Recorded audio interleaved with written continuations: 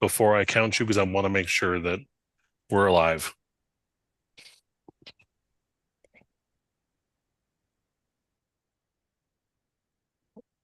Oh. You have She's gonna take all my calls for me tonight. Board Member Gonzalez, we are alive. Way. Sorry, Board President Gonzalez, we're alive. You could do it. Thank you. I'd like to call the meeting to order. Welcome to the Board of Education meeting. I want to remind those speaking during tonight's meeting that we use closed captioning on the YouTube live stream. So please speak as, excuse me, clearly as possible. Our next item is the Pledge of Allegiance. I ask you to stand if able and join me in saying the Pledge of Allegiance in English and Spanish. I pledge allegiance to the flag of the United States of America and to the republic for which it stands, one nation, under God, indivisible, with liberty and justice for all. Juro fidelidad a la bandera de los Estados Unidos de América y a la república que representa una nación bajo Dios, indivisible, con libertad y justicia para todos. Thank you. Our next item is agenda item 1.3, acknowledgement of tribal lands. We gratefully acknowledge the Native peoples on whose homelands we gather, as well as the diverse and vibrant Native communities who make their home here today. Next is agenda item 1.4, a moment of silence. I'd like to ask for a moment of silence for those who have given their lives in service to their country.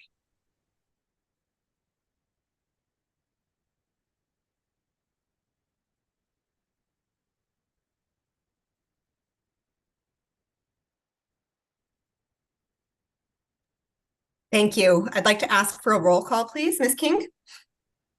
Janelle Astorga. Here. Ronaldo Tomarito. Present. Heather Benavides. Crystal Tapia Romero. Here. Josefina Dominguez. Here. Courtney Jackson. Here. Danielle Gonzalez. Here. Next, our first agenda item is item 2.1, approval of the January 17th, 2024 Board of Education meeting agenda. May I have a motion, please? I'll move for approval of the January 17th, 2024 Board of Education meeting agenda. I'll second. This is Josefina. Thank you. We have a motion from member Tapia Romero and a second from member Dominguez. Ms. King, can we have a roll call vote, please? Janelle Astorga. Yes. Ronaldo Tomarito. Yes. Heather Benavides. Yes. Crystal Tapia Romero. Yes. Josefina Dominguez. Yes. Courtney Jackson. Yes. Danielle Gonzalez. Yes. Next up is agenda item 3.1, approval of the minutes from the Board of Education meeting on January 3rd, 2024, and the Policy Committee meeting on November 6th, 2023. Can I have a motion, please? I'll move for approval of the minutes from the Board of Education meeting on January 3rd, 2024, and the Policy Committee meeting on November 6th, 2023. I'll second. This is Heather. Thank you. We have a motion from member Tapia Romero and a second from member Benavides. Ms. King, can we have a roll call vote, please? Janelle Astorga. Yes.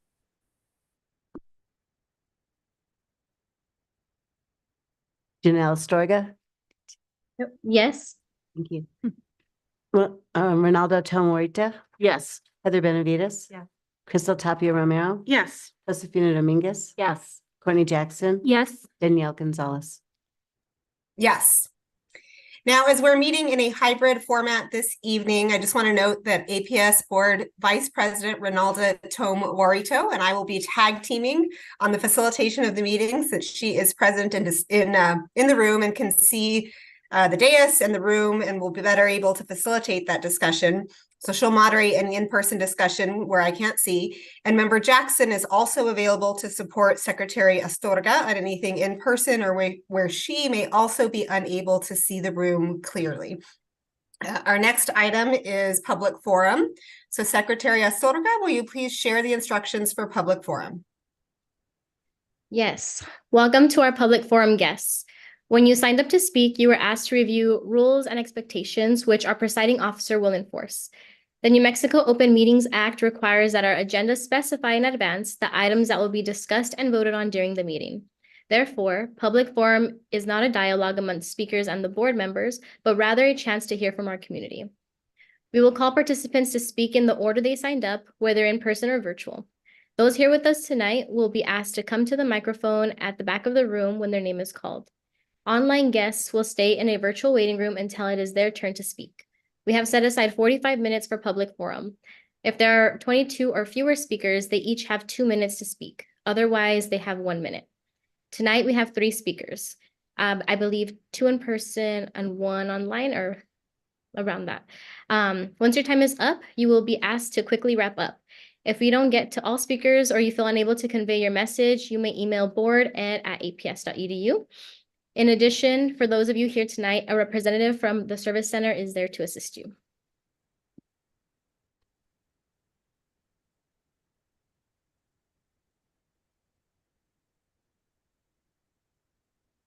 Okay, board members, I'm sorry, and superintendent. Let me start with our first speaker, which will be on Zoom. Ashton Hill will be coming in the room.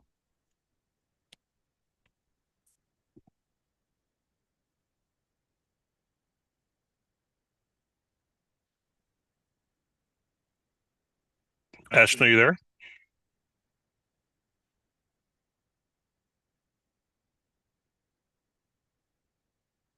Hi, give me 1 second. I'm having technical difficulties. Hi, okay. I'm good. Can you hear me? We can. You'll have 2 minutes once you begin speaking.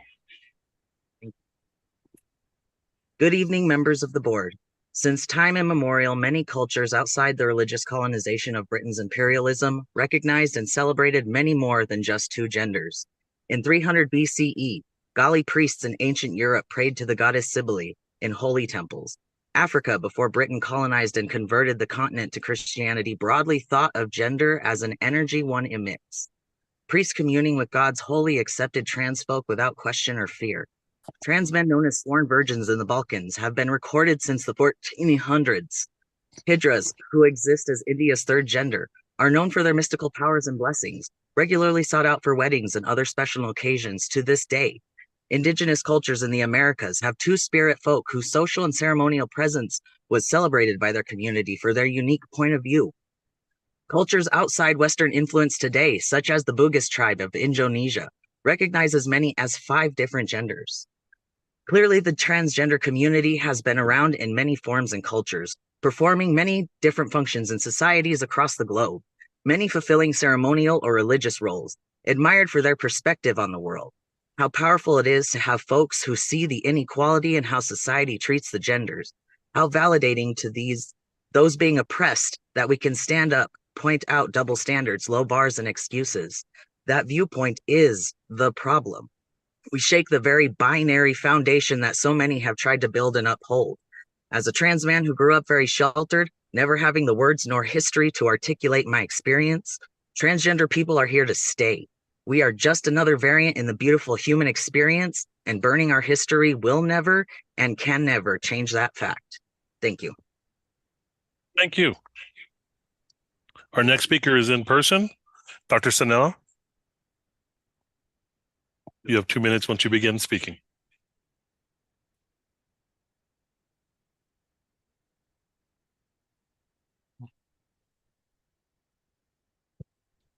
Good evening, Madam President and school board members. My name is Dr. Geraldo Chunello, an alternative health doctor and minister. And you should already receive the book by Dr. Miriam Grossman, Lost in Translation, which are my gift to you for serving APS. Dr. Rita Kurtu Kaltiyala in New York City on October 12, 2023, quoted, "Gender-affirming care is dangerous. I know because I helped pioneer it. My country and others found there is no solid evidence supporting the medical transitioning of young people. Why aren't American clinicians paying attention? Last Monday was MLK Day. How can someone praise the amazing work of one man and then advocate in the same breath to harm or kill others who may be just like him one day? That's what I witnessed as I listened to a memorial service celebrating the life of Dr. Martin Luther King Jr. Did you know that the values that Dr. King fought for throughout his life are deeply ingrained within the Republican Party and in 1854 emerged as the anti-slavery party? It was President Abraham Lincoln who issued the Emancipation Proclamation, who passed the 13th Amendment, which abolished slavery. Furthermore, it was President Lincoln and his party that passed the 14th Amendment, granting citizenship to African Americans, and the 15th Amendment, which gave African American men the right to vote. Today, in always, Dr. King Jr.'s renowned words speak to the hearts of both Republican Party and Democratic Party. And I quote, "I have a dream that my 4 little children will one day live in a nation where they will not be judged by the color of their skin, but by the content of their character," end quote. That said, I have a dream also that this transgender ideology, castration, mutilation, and suicide rates of our children will stop and live in a state and nation where they will enjoy their quality of life, health, and well-being. Thank you, and God bless you, all of you, in Albuquerque. Thank you. Our last speaker will be on Zoom, Leon Garcia. Leon, are you there? Yes, I'm here. Can you hear me? Once you begin speaking, you'll have 2 minutes. 10-4.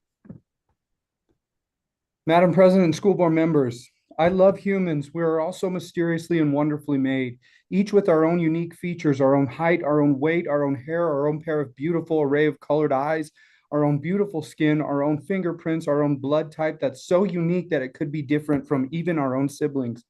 We all start as babies, dependent on a mother and father, a unit perfectly suitable for fruitfulness and childbearing and to nurture a young being into cognizance. Of course, this young being will be absolutely dependent on their caretakers. Though they have their own individual uniqueness, they are still bound to the harsh conditions of life to survive, which we are all bound to. This is our common ground, the human condition. Young ones must be fed, they must be bathed, they must be told what is good, what is bad, what could hurt them and what could not. This is the roles of those guardians, to impart such knowledge, not for the young dependents to feel for themselves what life is. It is the role of a parent to guide their children into prosperity and a virtuous life, to protect them diligently and maturely through their own experiences. It is the parents that shape the minds of these young ones first. Without being dogmatic, did you know that biblical teachings show that at the age of 30, one is able to serve in the congregation? At the age of 30. But here in America, the age of consent for almost anything is 18. So HB1 has now decided that 18 was too much time in life, too much to forbid somebody from making a very drastic choice in their life. So I turn to the parents. HB1 says that 18 years of life is too late for life experiences to forbid a child to make decisions that will impact the rest of their life. So my parents in the building, do you think 18 is old enough to make that decision? How about 10 or 11? Because HB1 is at the very least not forbidding a 10 or 11-year-old to participate. I, on the other hand, I just do not trust the mental stability of those teaching that a child has any capacity to make such an extreme decision based in reality with such little life experiences. So it is. Ms. Garcia, I'm sorry. Ms. Garcia, I got to stop you. Yeah. You've gone over 2 minutes. Go ahead and wrap up in 1 quick sentence, please. Let's get rid of HB1 and place responsibility back to the parents to teach such a drastic topic. Thank you, Ms. Garcia. Thank you. Board President Gonzalez and board members, that completes public forum. Thank you to all of our presenters, excuse me, at tonight's public forum.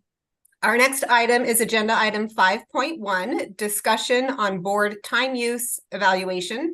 And our presenter is board member Courtney Jackson. Member Jackson, you have the floor. Thank you. I am going to share my screen so that we can have a better discussion. So let me get to where I need to get to. Okay. Can everybody see the November 23rd? Yes. Can you guys see? Can you make it a little bit bigger? You're asking a lot of me, board member Dominguez. It's okay. I'll have board member Tapia Romero translate. How's that? A little bit better? Okay. You're welcome. Okay. So let me get to my notes.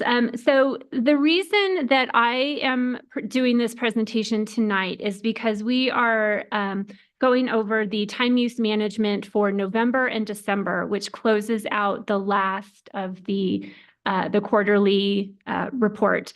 Going forward, Secretary Astorga, because she is the board secretary, will own this exercise. But that doesn't mean that she does the exercise all by herself. She's just the manager of it, and it is incumbent upon all of the board members to at least take 1 month throughout the year to do this time management exercise. So Secretary Astorga will, from this point forward, be the one to manage that and to make assignments, or however she decides that she wants to manage that. But for now, I will do this time use evaluation for November and December. And to the point of the fact that every board member needs to own this, I was the one who did it for November, and Board President Gonzalez is the one who did the time use evaluation for December.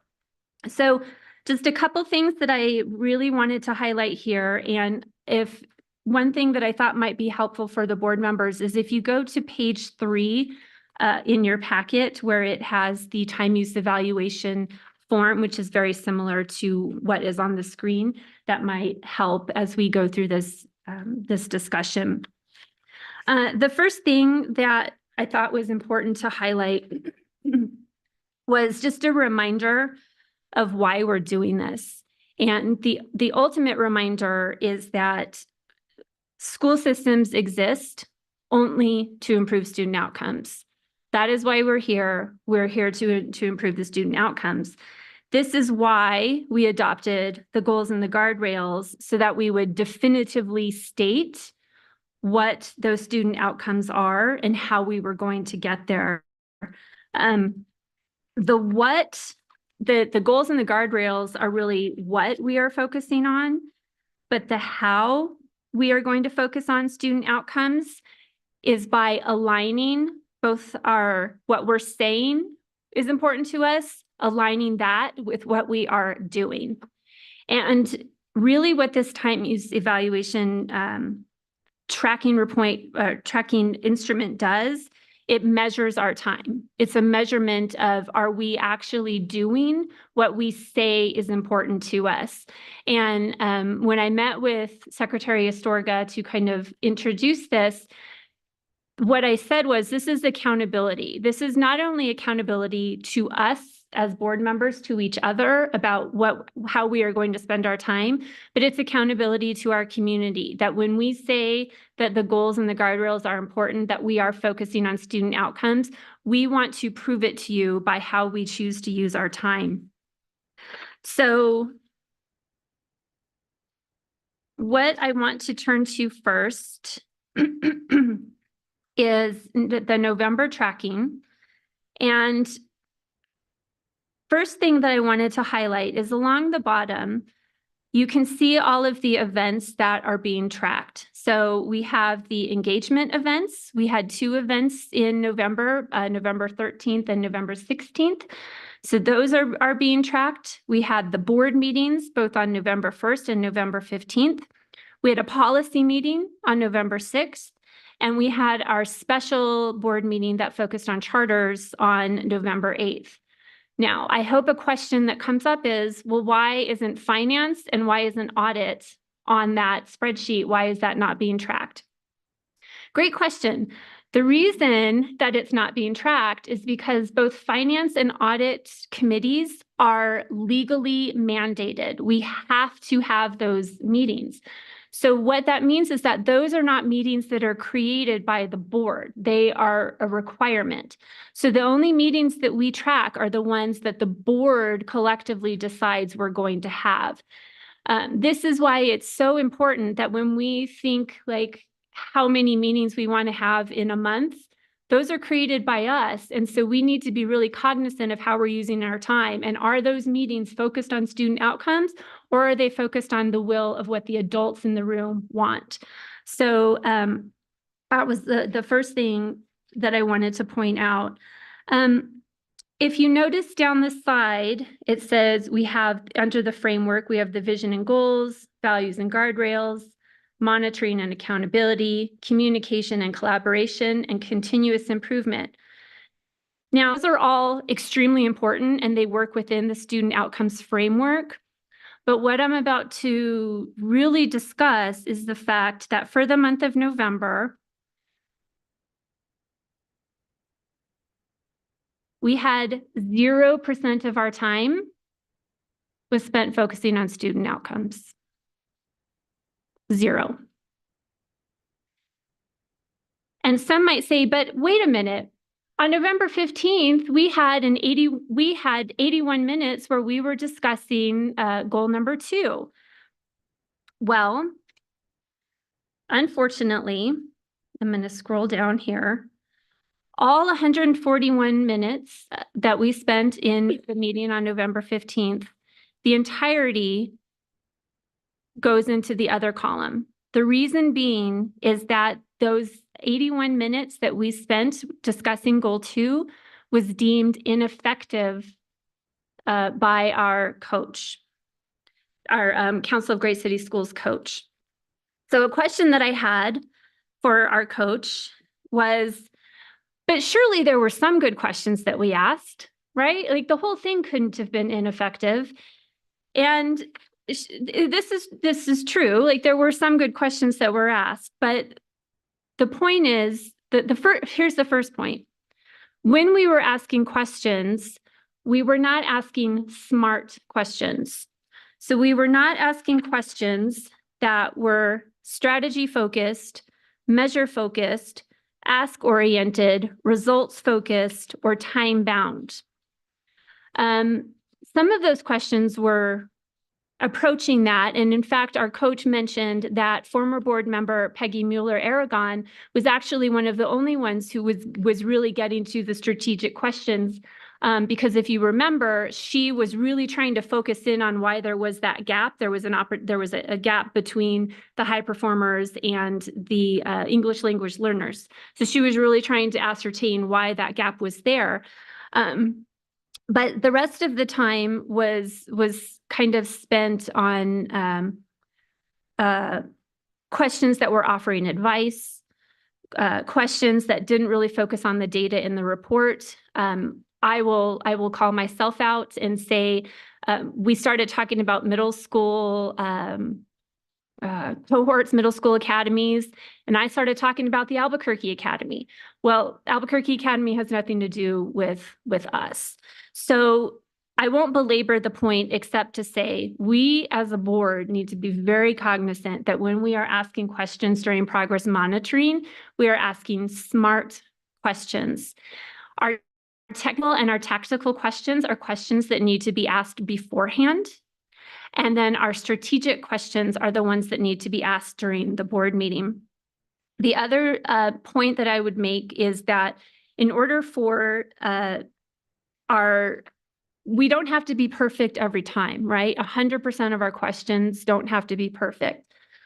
But according to Student Outcomes Focused Governance Framework, if we are at 69% and below, then the entirety of the meeting is deemed ineffective. And unfortunately, our November 15th, we didn't have enough of a bump to get us over that 70%. So here's what I do want to show you that I think really matters is, that's why I had this here. If we had added in, oops, sorry, not 91, 81. If we had added that in, 57% of the time of that meeting would have counted towards student outcomes focused governance.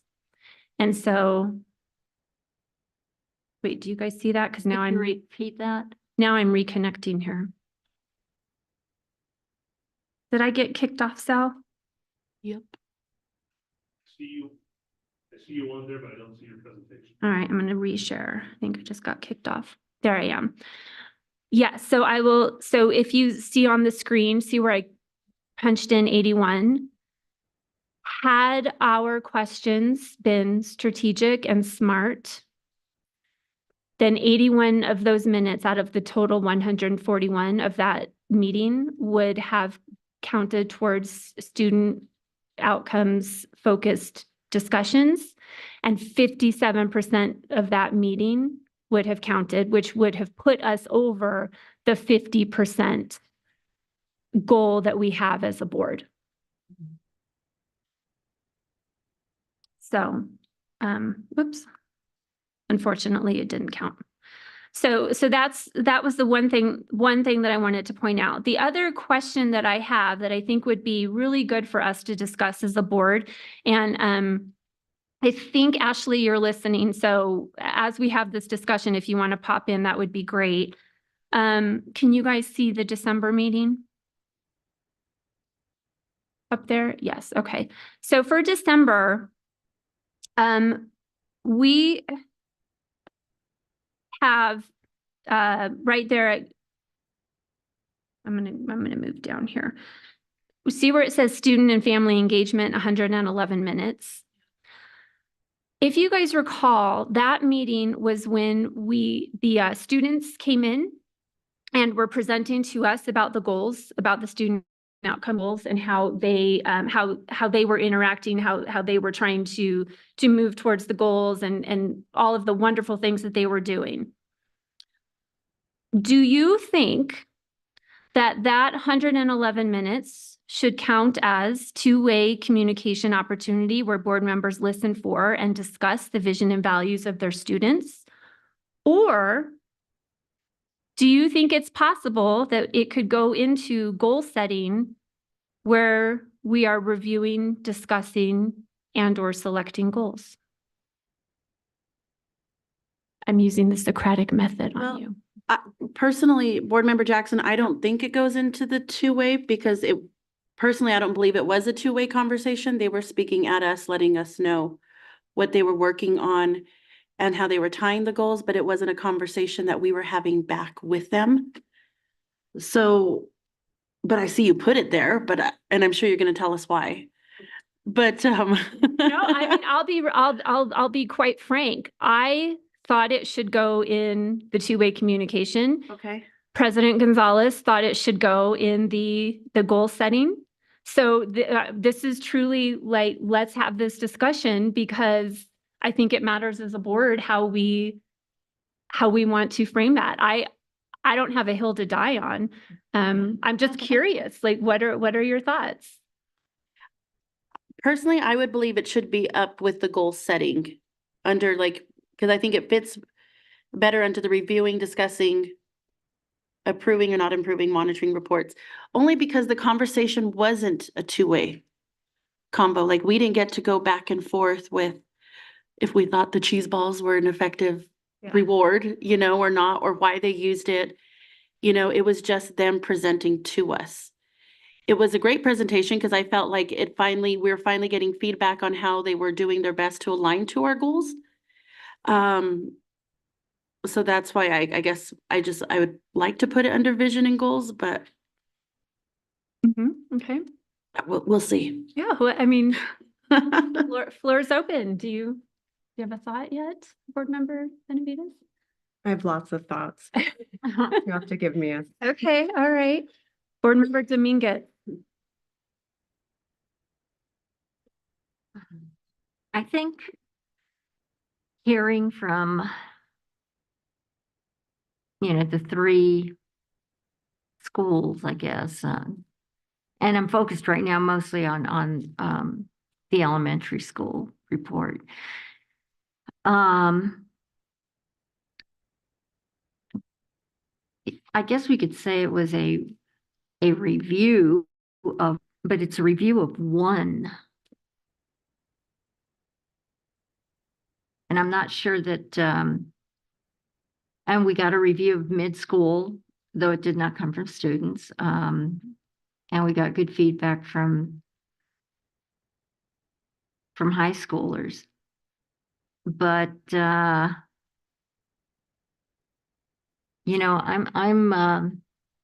I'm stumped on. Board Member, President Gonzalez, I see that your hand is raised.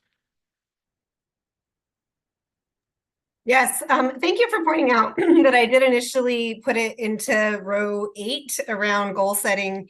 And that's because I saw it as reviewing and discussing and/or selecting goals. So reviewing and discussing goals, it wasn't about selecting. So that's the part where I was maybe confused as to whether it would go there or not.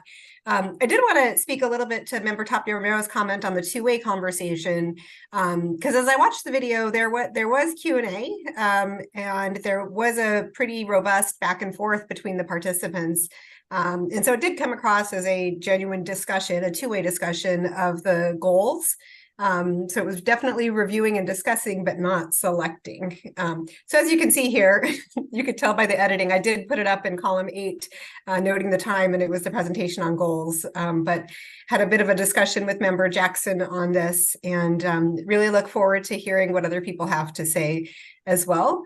I do want to say that even if we don't get the credit, I think it was a best practice, and it's really important and helpful to hear from those closest to our education system. And so really appreciate that we had that opportunity in December. Well, I happened to be at the meeting, so that was a good thing. I agree. I think it was two-way. I think the questions were age appropriate because you were both conversing with the students at the time and they were responding. But I think that it was also, like I said, age appropriate. They were excited. They were happy. I was sitting by the young man in the back and listening to him, and they were trying to figure out who was going to go first. And at the same time, the teacher was letting them know, we worked on this presentation. Just remember how to speak, how to get up there. And they were all afraid, but they did it. And but I was really glad that you guys took the time to really acknowledge them. And they were pretty proud of that when they came to sit back down. So I think the conversation was two-way. Okay. Okay. I'll give Board Member Astorga or Board Member Benavides. Do you guys have any comments? And then I see that Ashley did pop on. So any further comments before Ashley jumps in? No.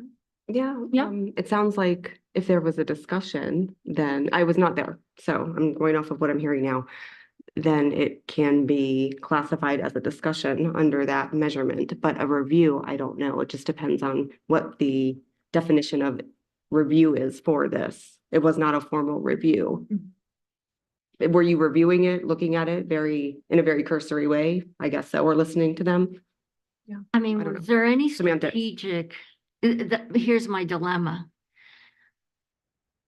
Were there strategic questions that we asked? I mean,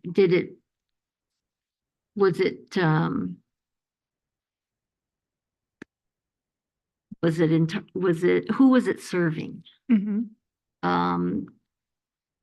And that's what remains uncomfortable for me. Mm-hmm. Okay. Sorry, go ahead, talk No. Ms. Board. And I actually agree with Board Member Dominguez, because I feel like thinking back now to the conversation, I feel a lot of it was like out of courtesy and like to engage maybe in the process, but I don't think our questions were very intentional and strategic as in trying to, I guess, reach like a common destination of where we're trying to go with that. I think it was more just out of courtesy. And we were happy. We love hearing the students present, but there was no intentionality behind it. Okay, which would cause you to put it down into the communication and collaboration section? Right. Okay. Okay, Board Member Astorga, do you have anything to add before we call Ashley on? No, just listening to the conversation, and I kind of feel like I'm agreeing a lot with Board Members Dominguez and Crystal Tapia as an engagement collaboration setting more than an intentional strategic planning or goal setting, but I do want to hear what our coach says. So thank you. Okay.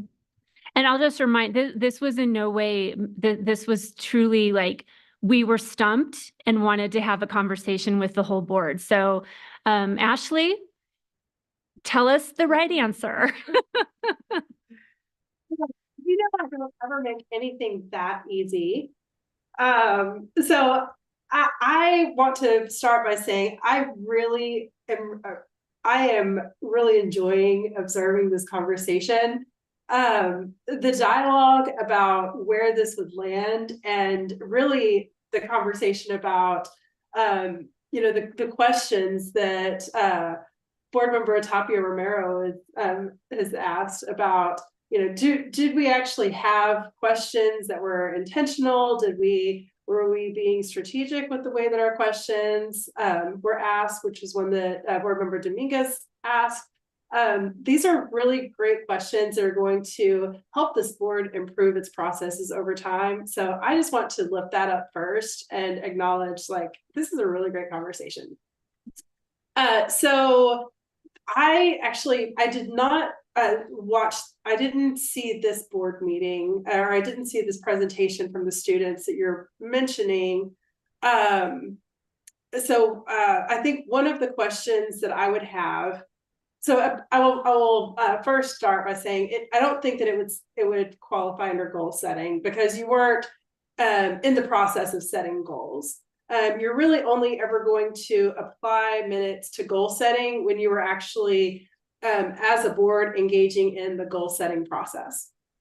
So because the conversation, so you definitely were talking about goals, or the students were talking about goals, but as a board, that wasn't really what was on the agenda. That wasn't the intention for that part of the board meeting, as I understand it. Now, whether or not it would fall under the category of community communication and collaboration as student family engagement, it sounds like it probably would fall under that category. And so, the two-way communication, the process of the board members asking the students questions, I don't know what kinds of questions were asked, but the fact that there was a two-way flow of information is helpful. And really, it sounds like the intention of this agenda item was to hear from students about how they're engaging with this work. And it sounds like maybe they shared some feedback about the vision and values that they have in this work, and the way that they have been engaging, and their vision for how they will continue to engage with the goals and the guardrails. So I am inclined to apply it to that section, even if the quality of the board's questions were not, perfect. I really think that any time that you are engaging students or in the conversation about your goals, and you're talking to them about what their vision and their values are, I definitely want to give credit where credit is due. Fantastic. Okay, so the good news is that we spent 11 minutes with two-way conversation.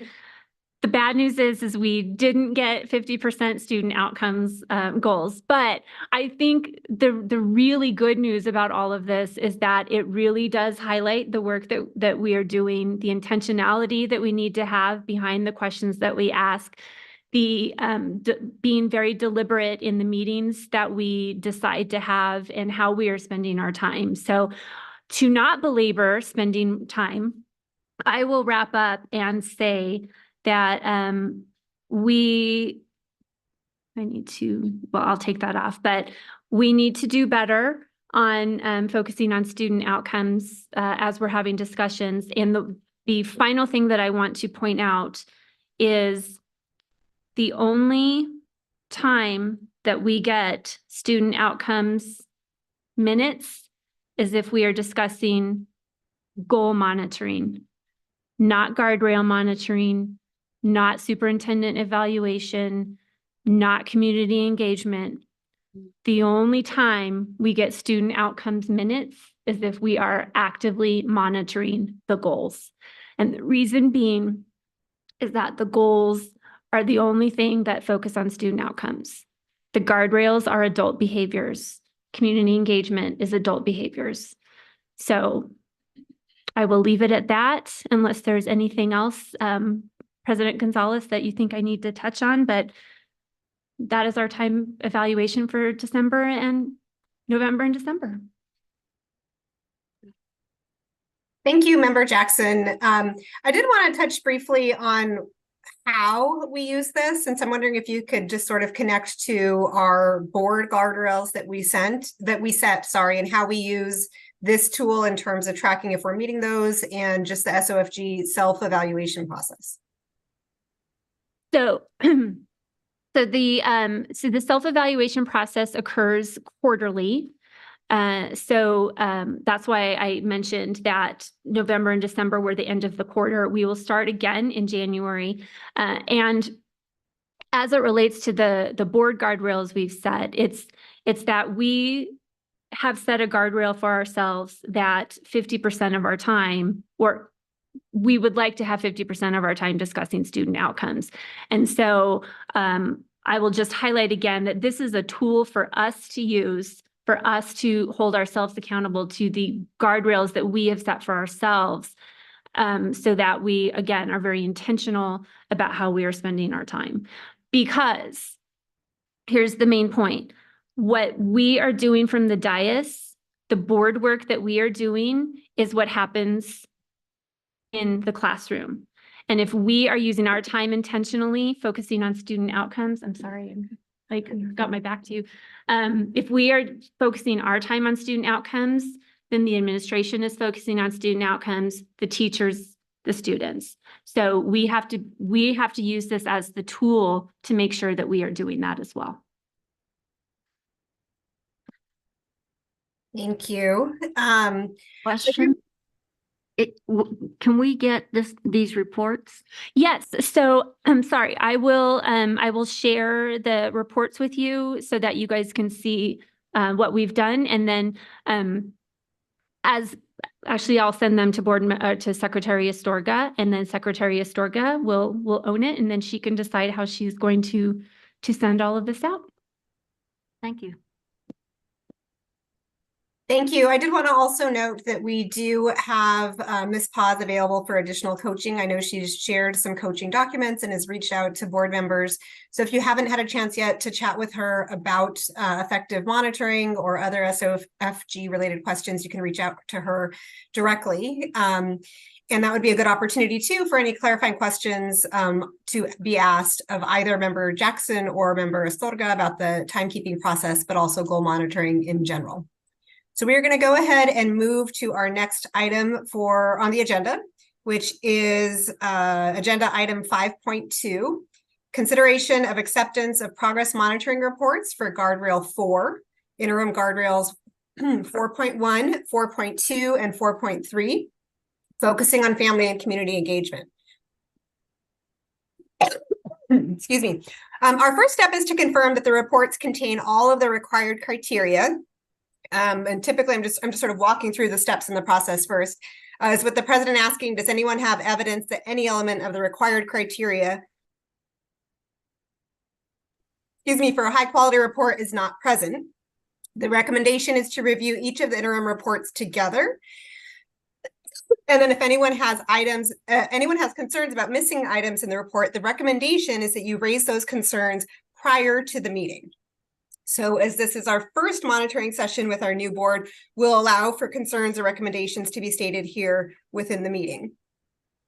The required criteria for acceptance of this monitoring report is presence of the guardrail. Does it clearly show which specific guardrail and interim guardrails are being monitored? Presence of the data. Does it, clearly show data for the 3 previous reporting periods, preferably on a line graph? Does it clearly show the current reporting period? And does it clearly show the target reporting periods? The next criteria is the interpretation. Does it clearly show the superintendent's understanding of system performance relative to the guardrail? And the next is the evidence and the plan. Does it clearly show supporting documentation that evidences the superintendent's understanding of system performance? If the school system is not on target or the superintendent's understanding of system performance indicates that implementation is not on track, does the monitoring report clearly describe systemic root causes, strategic responses, including rationale, and any needed next steps? If this piece is unclear, then it's suggested that we proceed to the presentation and expect this to be addressed then. and providing an opportunity to hear about root causes. So what I am going to do tonight is recommend that we do that, that we proceed to the presentation so we can hear the full presentation before we talk about accepting the report or not. But I did want to run through all of the steps of the monitoring process, of which I think there's like 8 or 9. So step 5 is the presentation of the report. So the APS administration will use slides, which you can see up right now, or any other visuals that will make the information acceptable to the community. These documents, this presentation, these slides, this data has been posted on the APS website as well and is publicly available. So that will be presented by our presenters. And upon concluding that presentation, they'll then return the floor to the board chair. So in step 6, we'll thank them for the presentation. We'll note that tactical and technical questions have typically already been submitted in advance, and that we're going to move to strategic questions, but we'll have a little bit of flexibility in this step for tonight. Step 7 is after those questions are completed, the board and the superintendent will have a discussion where we will alternate asking and answering questions about the report until everyone has participated and it's complete. Step 8 is, having completed the monitoring conversation, we choose whether to accept or not accept the report based on 3 questions.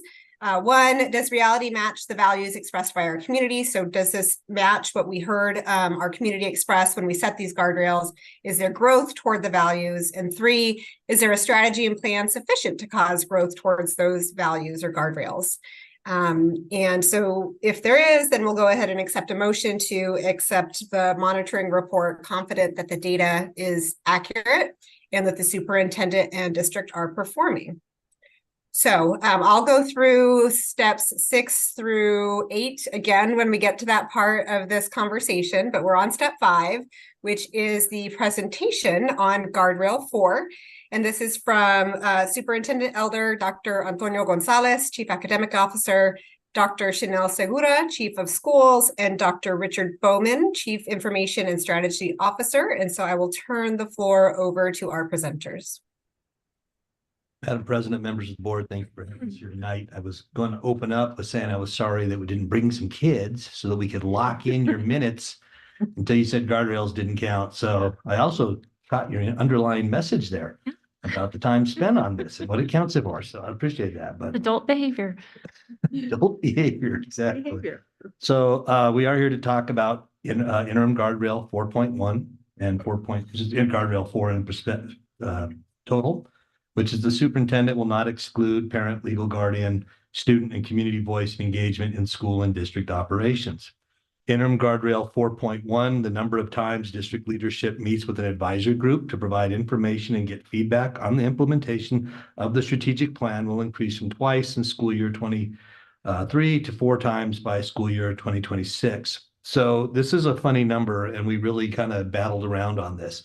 This goes back to the implementation of the strategic plan. And as you know, we hosted literally hundreds of focus groups, meetings.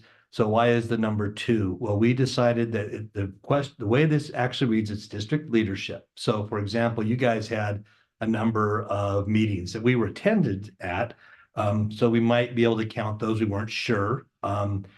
We looked for very formal meetings that included more than just one member of the district leadership. We sort of compared it to the way you guys go out and do your community meetings. You have to have at least 2 members. So for example, during the development of the strategic plan, I had an advisory committee that was made up of members that you all selected. You recommended people. We had those members. We had teachers. We had principals, and we had parents. Those meetings aren't here because I was the only district leadership member there. So there was a lot more. When you look at that number, I don't want people to think district leadership isn't meeting with community members. But the reason it's at 2 is we identified 2 summits that we did that were specific to the strategic plan, that we had more than one member of the leadership team present. And that was 2 that we could point to very clearly that were specific. We do a lot of meetings, a lot of feedback, but we really look for ones that were specific to the strategic plan to try to stay inside this interim guardrail. So when you look at what's going well, We actually have several committees established to engage the community, engage their voice in the strategic plan. There are examples like the Yazzie and Martinez Equity Council, the District School Health Advisory Council, the Indian Ed Parent Advisory, the Special Education Parent Advisory, Title I and Language and Cultural Equity and Community School Councils. The Emerging Stronger community summits and presentations have provided a model for the district to use moving forward. Now, note that each school maintains required advisory council that facilitate family and community voice, and those are in the Title I schools specifically. I want to make that clear. Early steps have begun to align the goals, guardrails, and strategic priorities. For example, a family engagement core team has been established to begin conceptualizing this work. Early and intentional steps have begun to garner student voice around the goals, guardrails, and strategic priorities. Super SAC is an example of an established model for dialogue with students. For those of you new, that's a superintendent's student advisory committee. And then within the 63 designated community schools, 44 have established community school councils made up of a broad group of stakeholders. What's not going well? Although APS has a number of committees and initiatives in place to engage the community in their voice, they do not seem to be aligned with a specific intent or outcome in mind, specific to the strategic plan. At this point, not all family and community engagement committees have had the opportunity to engage deeply with the strategic master plan. There has been an incoherent district-wide approach to family and community engagement that impacts school implementation. There is no standard expectation or process for family and community engagement, nor is there a way of documenting when and who meets. What we mean is at a centralized location. The schools collect that data, we collect that data, but we don't have any central data bank to pull all that data together into one place. Departments are working in isolation as they incorporate the next steps of the goals and guardrails, and not all community school councils have been fully established with stakeholders. So that leads us to next steps, which is an articulated approach for family and community engagement, which will be designed with measurable outcomes in collaboration with the chief academic officer and chief of schools and their respective teams. A system developed to track and achieve family and community engagement events, agendas, and outcomes. And then an event will be planned for the spring of the 2024 semester for the family and community engagement committees to engage with the strategic master plan. And then an annual retreat will be held to connect and align the next steps of the goals and guardrails to assure alignment, clear expectations, and proper execution of next steps. And then there an intent to engage in a root cause analysis process to identify barriers, needs, and assets to improve diversity and frequency of community school council meetings and community school council development. Moving on to interim guardrail 4.2. The percentage of parents who report their school staff consider their opinion when making decisions about their child will increase from 77% of May of 23 to 85% in May of 2026. And you can see over the last 3 years of data that we have in 2021, about 76% of parents reported that school staff consider their opinion. It was 78% in 21-22, and then back to 77% in 22-23. So that's fairly consistent response. What's going well? A team of resource teachers works with schools on understanding the data found in the quality of education and family engagement survey and helping build next steps for improvement as part of their family engagement plan. On the APS dashboard, there is a section that shows the data from the quality of education and family engagement survey broken down by district and individual school. Schools have been invited to send teams of staff to school training for engagement planning STEP workshops. The workshops build the capacity of staff to understand effective family engagement, provide time for the teams to conduct a school family engagement self-assessment, as well as to plan next steps. And currently APS has 63 community schools that utilize the transformation guide to increase family and community engagement at all levels. What's not going well? Currently only Title I schools receive this targeted support around family and community engagement. Schools without the community schools framework do not have a consistent expectation or system of support to engage families and communities. And at this point, there's not a clear district-wide strategy for how to use the data from the survey to inform next steps at each school site.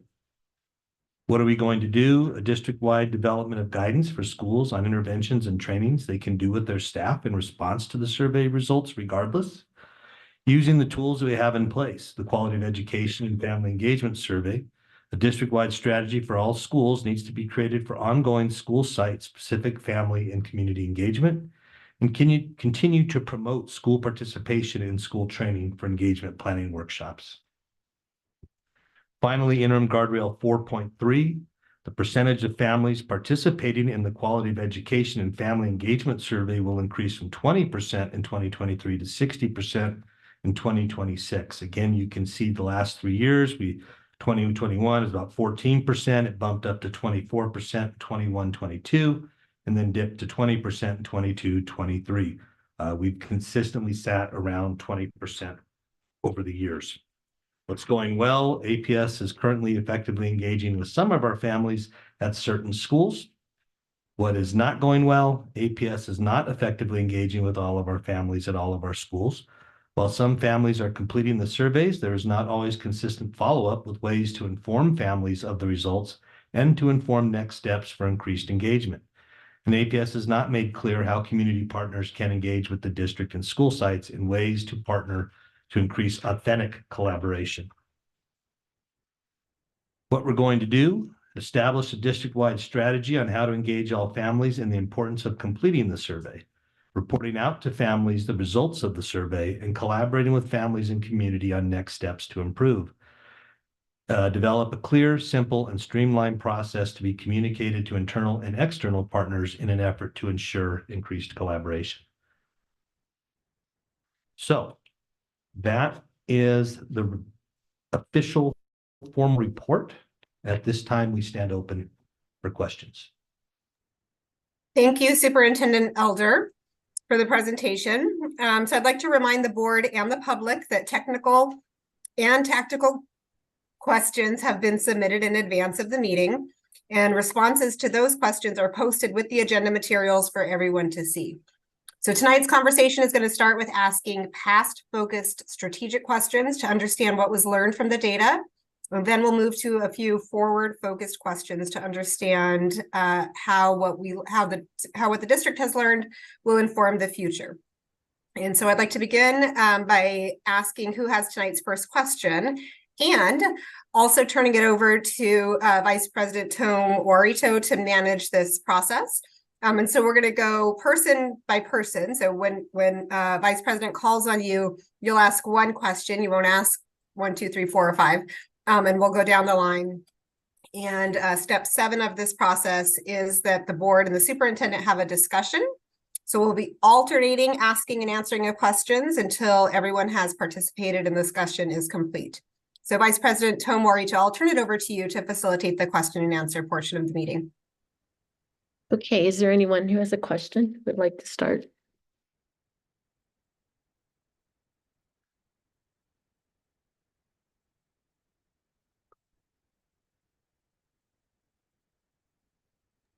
I have a question, Vice President Tomorito, and President Gonzalez, please shut me down if this is not a question that's on track. But I just want to know on, I believe it's 4.1 that we were talking about more strategic planning and goal setting or action that we can do after these surveys and after information comes from the committees. How are we utilizing the community school coordinators effectively in that role to engage community and put whatever we learn into action, or, you know, organizing in that way, if that, hopefully that makes sense. It does. Thank you, Board Member Astorga. What I would say is this: when you look specifically at 4.1, it is specific to district leadership and it is specific to the strategic plan. One of the things we recognized out of this data and we realized we need to improve is, okay, we're going to take feedback from the community on the strategic plan. Now, it's not going to be, now what this 4.1 specific is to specific to district leadership, to the people you see in front of you, right? We participate in multiple focus groups. We participate in multiple advisory committees. What we need to do is make sure of 2 things. One, that we attend these meetings in more than one person, so we don't just say, well, that person's area of responsibility, somebody else is going to have to go. And 2, we need some specific questions to the strategic plan. Now, we can also utilize those across the district. We can give those to schools and they can utilize it with, say, their instructional councils, and they can take feedback at the site level. But 4.1 is specific to district leadership and what we would do. So we have plenty of groups that we can take this type of feedback from. But what we need is that's the strategy of what are the specific questions, whether it's 3 to 5 that we're going to ask consistently over time regarding each of the goals in the strategic plan.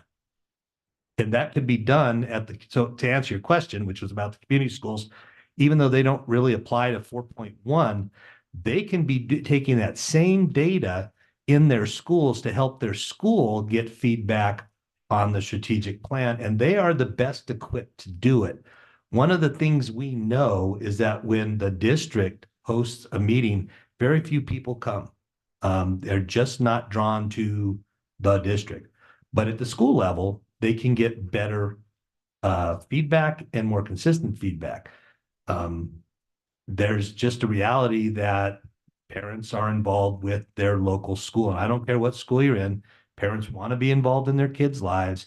They want to feel welcome, and that's something we need to figure out. And so we know there's some schools that are doing a better job with surveying their parents and getting feedback than others. And we know we need to help with best practices along those lines.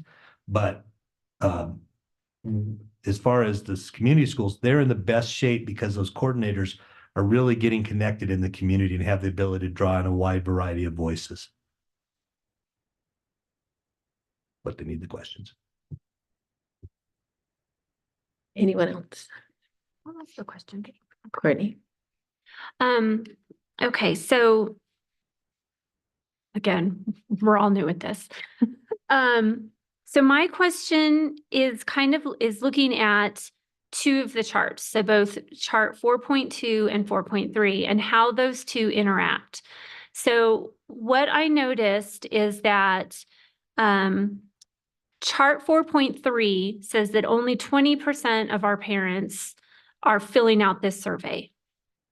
But chart 4.2 says 77% feel as though they're being listened to.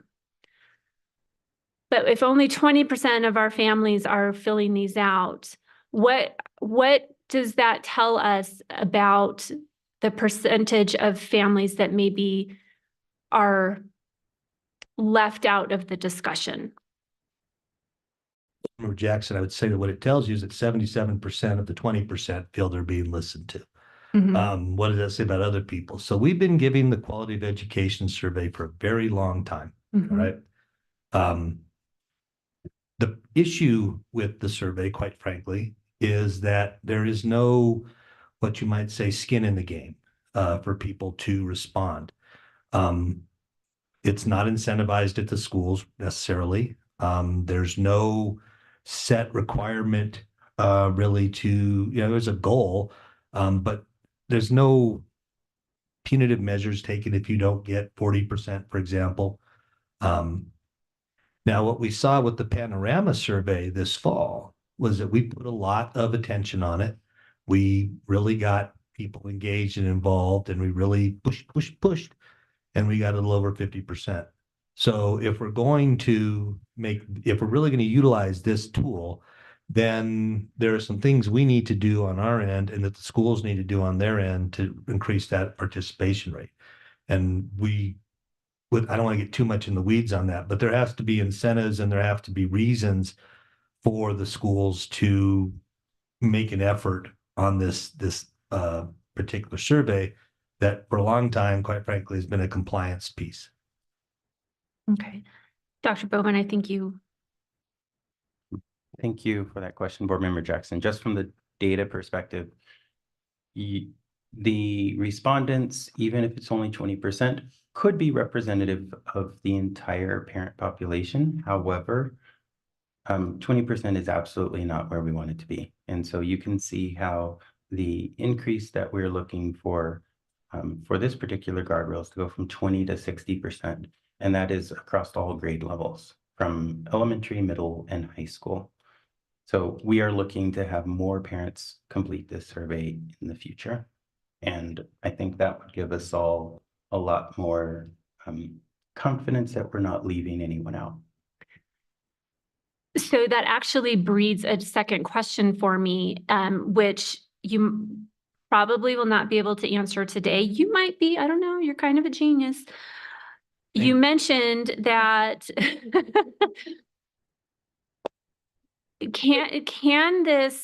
does this data tell us the percentage of elementary, middle, and high school families that are filling this out? When I think of like me personally, when I was in elementary school, I'm like, let's do it all, right? And then as we get older, we tend to pull back from what our like involvement in our kids because they don't want us around. Thank you for the question, board members and board member Jackson. I have a really awesome team that does a whole lot of work every single day trying to help us all make these sorts of decisions, and so you can have the data available. That information is one of the pieces that's on our dashboard, and you can look at it by school and by level and a couple other ways. So Okay. it's available. It's just not in this report. Okay, so this 20% is a conglomeration of everything. Okay. Board Member Jackson, I may not be a genius, but I'm going to go out on a limb here and bet that they have higher participation rates in elementary school. Again, compliance is a little different in elementary. When I was a middle school principal, I remember handing out these paper forms to send home and then spend the next 2 days picking up those paper forms all across the campus that the middle schoolers had deposited everywhere. So my experience would concur with that. So I think it's just, we're not forward focused yet. So I'll leave it there with, that was my question.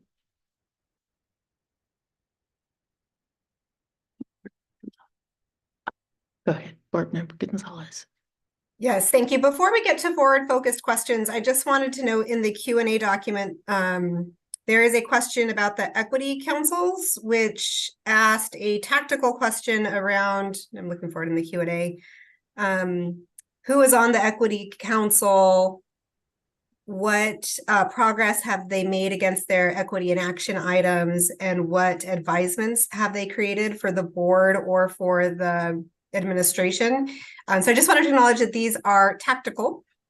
And yet the answer that was provided was only the district equity council meets bi-weekly. And so I just wanted to put forth a request if you could provide a full answer to this question. It could be following an email format. I don't think we need all of that now to spend our time on it, but I just wanted to call out that that question was not completely answered and see if we can get an email response. absolutely. Great, thank you.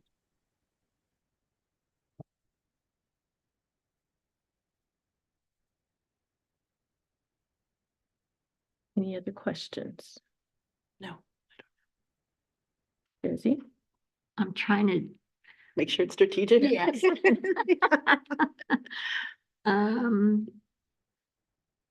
This is good though, because it pauses us. Right. It keeps us on task. It keeps us on task. And like right now we're focusing on what have we learned from the data. We are going to have the opportunity to discuss what strategies do we have moving forward.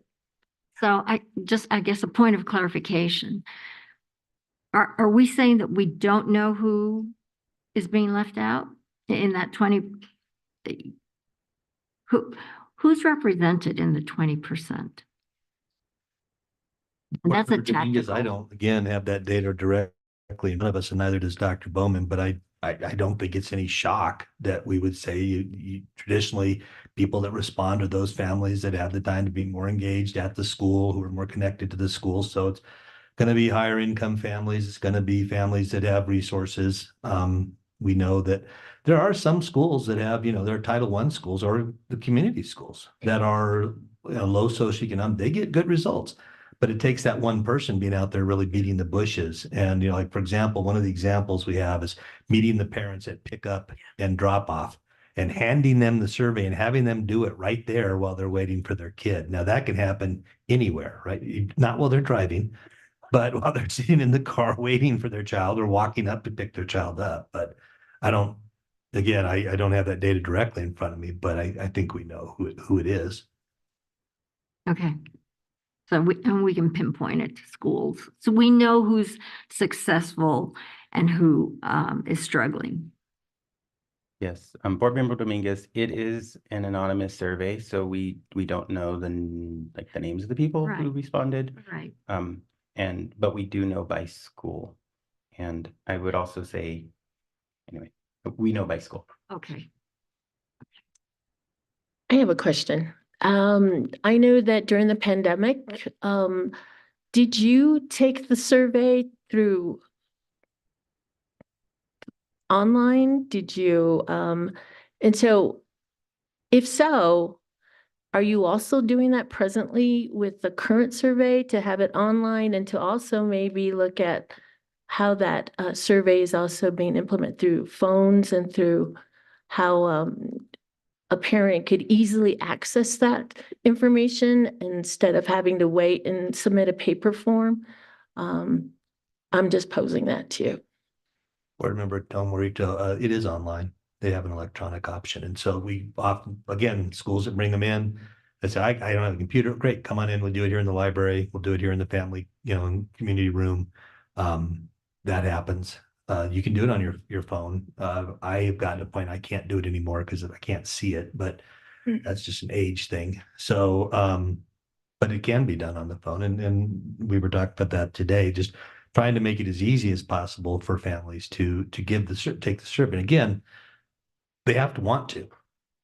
And I think the families that want to are families either A, are really involved and really want to give feedback, or feel like they really have something to say. They're angry about something, that something didn't work right. By golly, I want to get on there and I want to rate this school.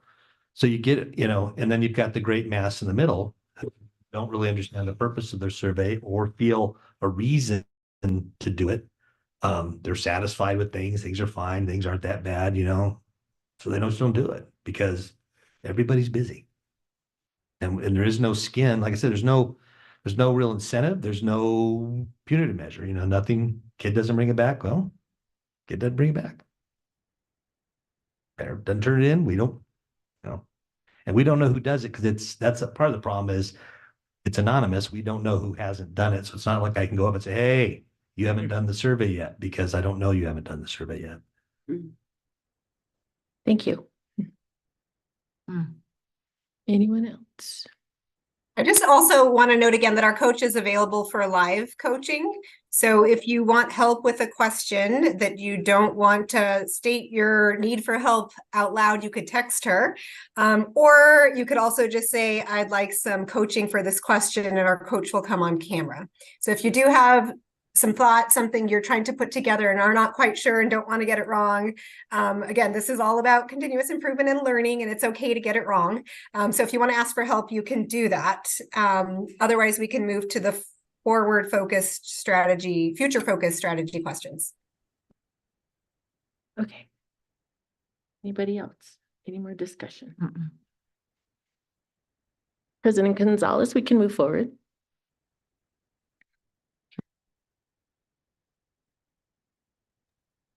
So I think that's just asking folks what future focused strategy questions they have. And then similarly, just facilitating one question at a time and back and forth discussion with the administration.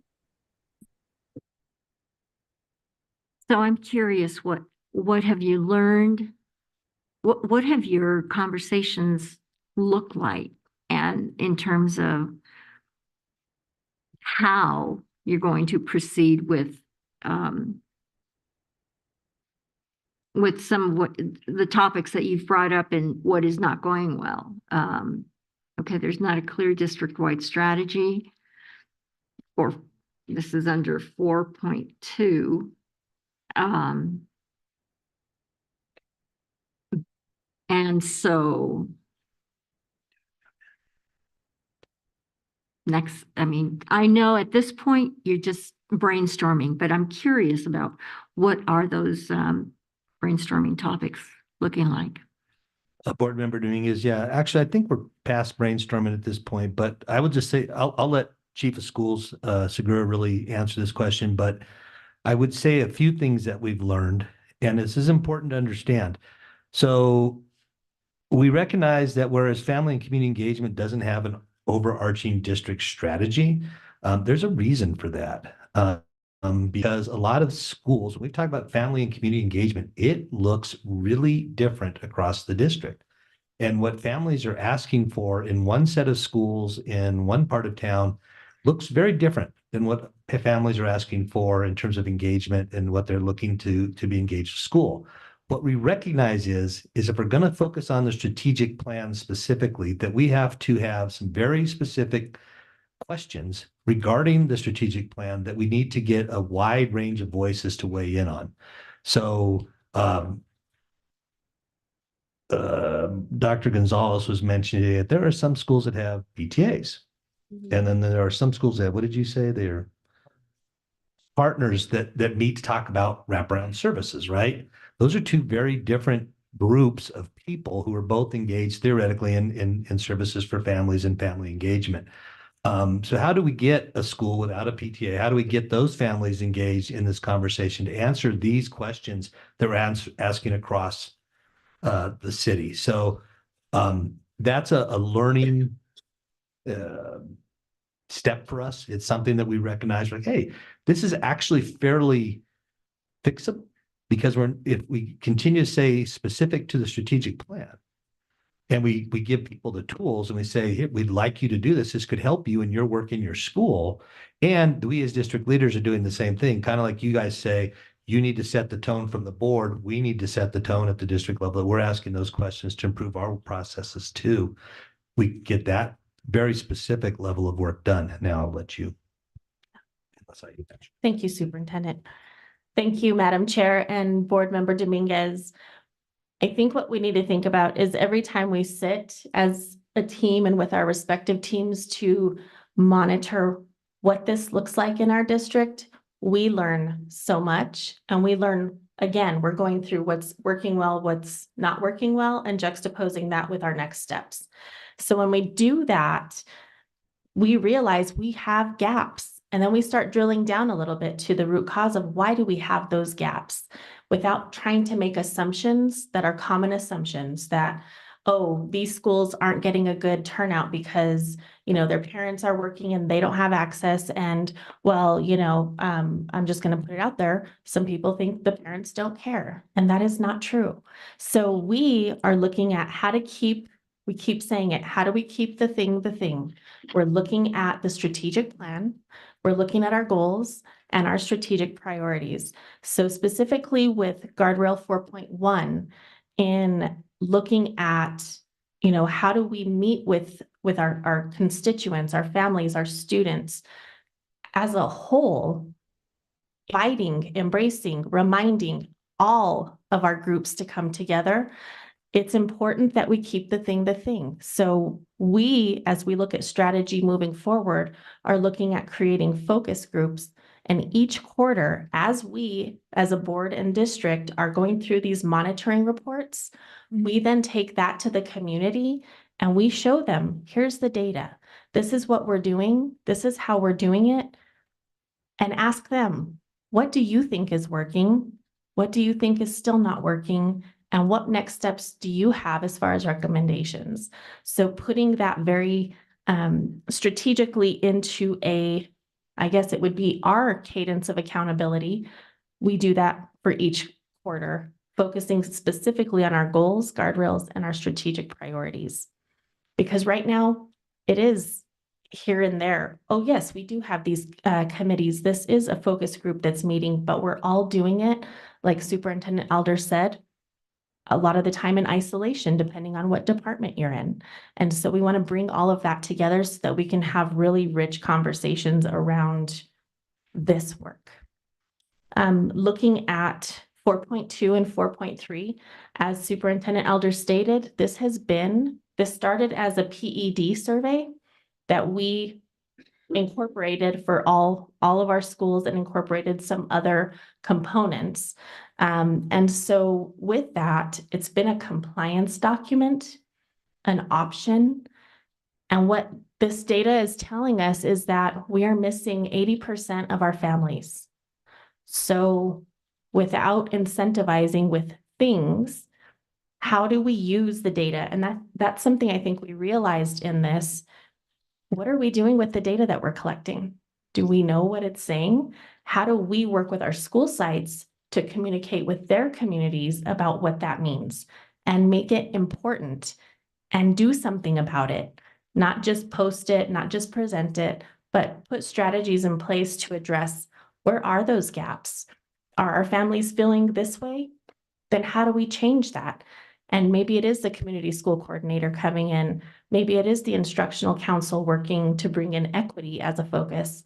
It could be many, many things, but it has created a very clear, I think, focus for us as a team in how we are using the information to engage our families so that they can start trusting they're not just doing something for compliance and nothing is done with it. So we're really excited about it. Thank you. I have some. Okay, yeah, go ahead and go, Courtney. Thank you, Dr. Segura. Again, I love every time you present in front of us because I gain so much knowledge about what is actually happening in the district. So thank you for that.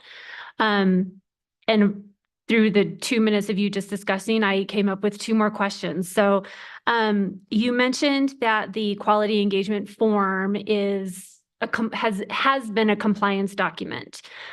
So a question that kind of arises from that as you move forward, I guess the question I have is, if it has been a compliance document in the past, is it still the most appropriate form to be using for the district to gather the knowledge that you're wanting to grasp based on Guardrail 4? Thank you, Madam Chair and Board Member Jackson. The components of the survey are really important topics. And so I think we don't want to negate what's currently in the survey. What we can do, and what's a great idea, I think, for our team, is to look and see how does this feed into our strategic plan and each of the priorities and goals. Maybe we need to add a few things that we want to collect a little bit more information on. We don't want to make it overwhelming because we know in a survey, if there's too many questions or if you start asking them to give a verbal response about something, they're going to exit out. So we have to be strategic about how many questions, what does that look like? And once we begin to communicate what we're doing with the results, that's the district strategy that we need to create, Dr. Gonzalez and I, with our respective teams, and also Dr. Bowman, to be able to do that. So I think that the questions are valid, and we can take another look with a different lens to see if there's something we need to add or if something is not as meaningful. Okay. And then my second question, if it's all right, is one question at a time. Oh, not all right. Oh, I'm sorry. I didn't parliamentary myself. I'm sorry. I have a question. Pertaining to Guardrail 4.3, and we're talking about the 20%. By your conversations and just addressing to you stating that within community schools, that looks different, and the parent involvement in elementary looks different. And then I was looking at the numbers with community schools. What is that, 44? Or what is that number? 63. And then some of the other events you were stating, Superintendent Elder, that it does look different. How do you think, based on this 20% rating in Guardrail 4.1, can we, within the conversations of these other items you mentioned or events you have mentioned that parents are involved, if we found a way to contrive that information and bring it together, would that increase that 20% based on the outlook of the variance of parent engagement that you mentioned? That if we formalize or put that in a way to find out what's going on, would that increase that 20%? Madam President and Board Member Tom, you kind of answered the question for me, didn't you? Is that rhetorical? I'm sorry. Well, I'm just asking based because yes. Yeah. Here's the thing. We've been given the survey a long, long time. We've never carved out, and it was Ed said do it, so we did it because it had to be done, right?